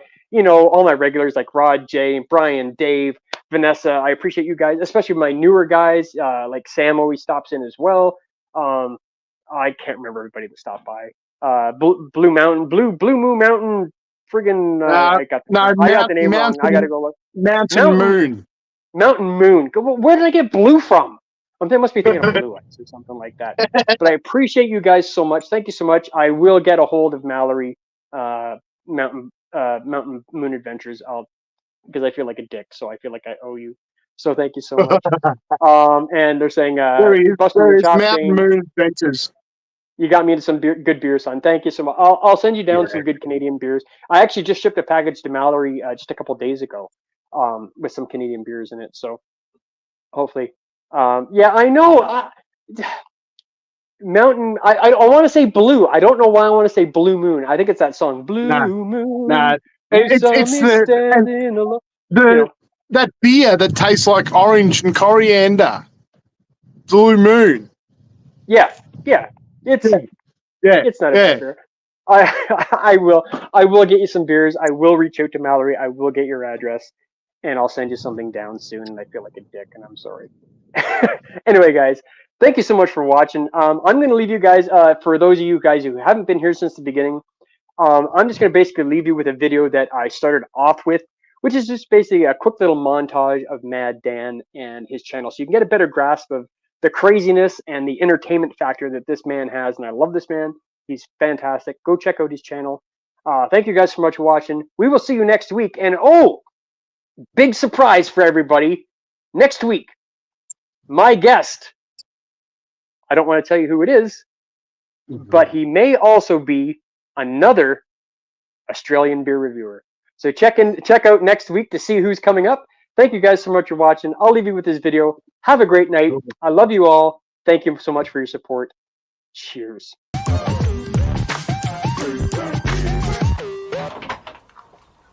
G'day. Welcome to the Anglers. My name's Mad Dan. That's Chicken, and this is the Anglers Grog Review. Thanks heaps for coming back. It's like wading through a sea of trash in here. There's hundreds of old episodes just strewn about on the floor.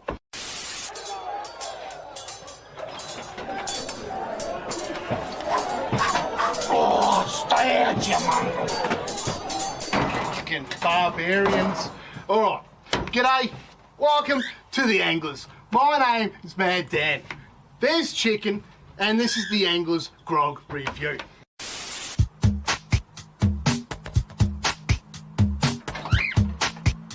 G'day.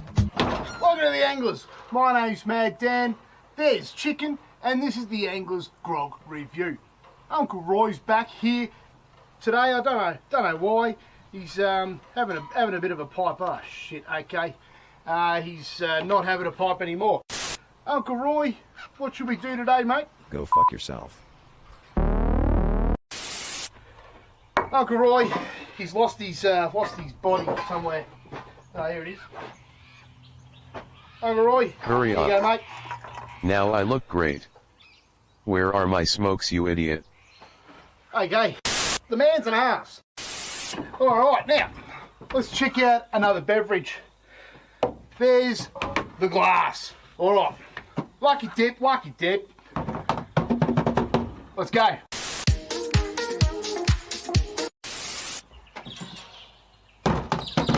Lucky dip.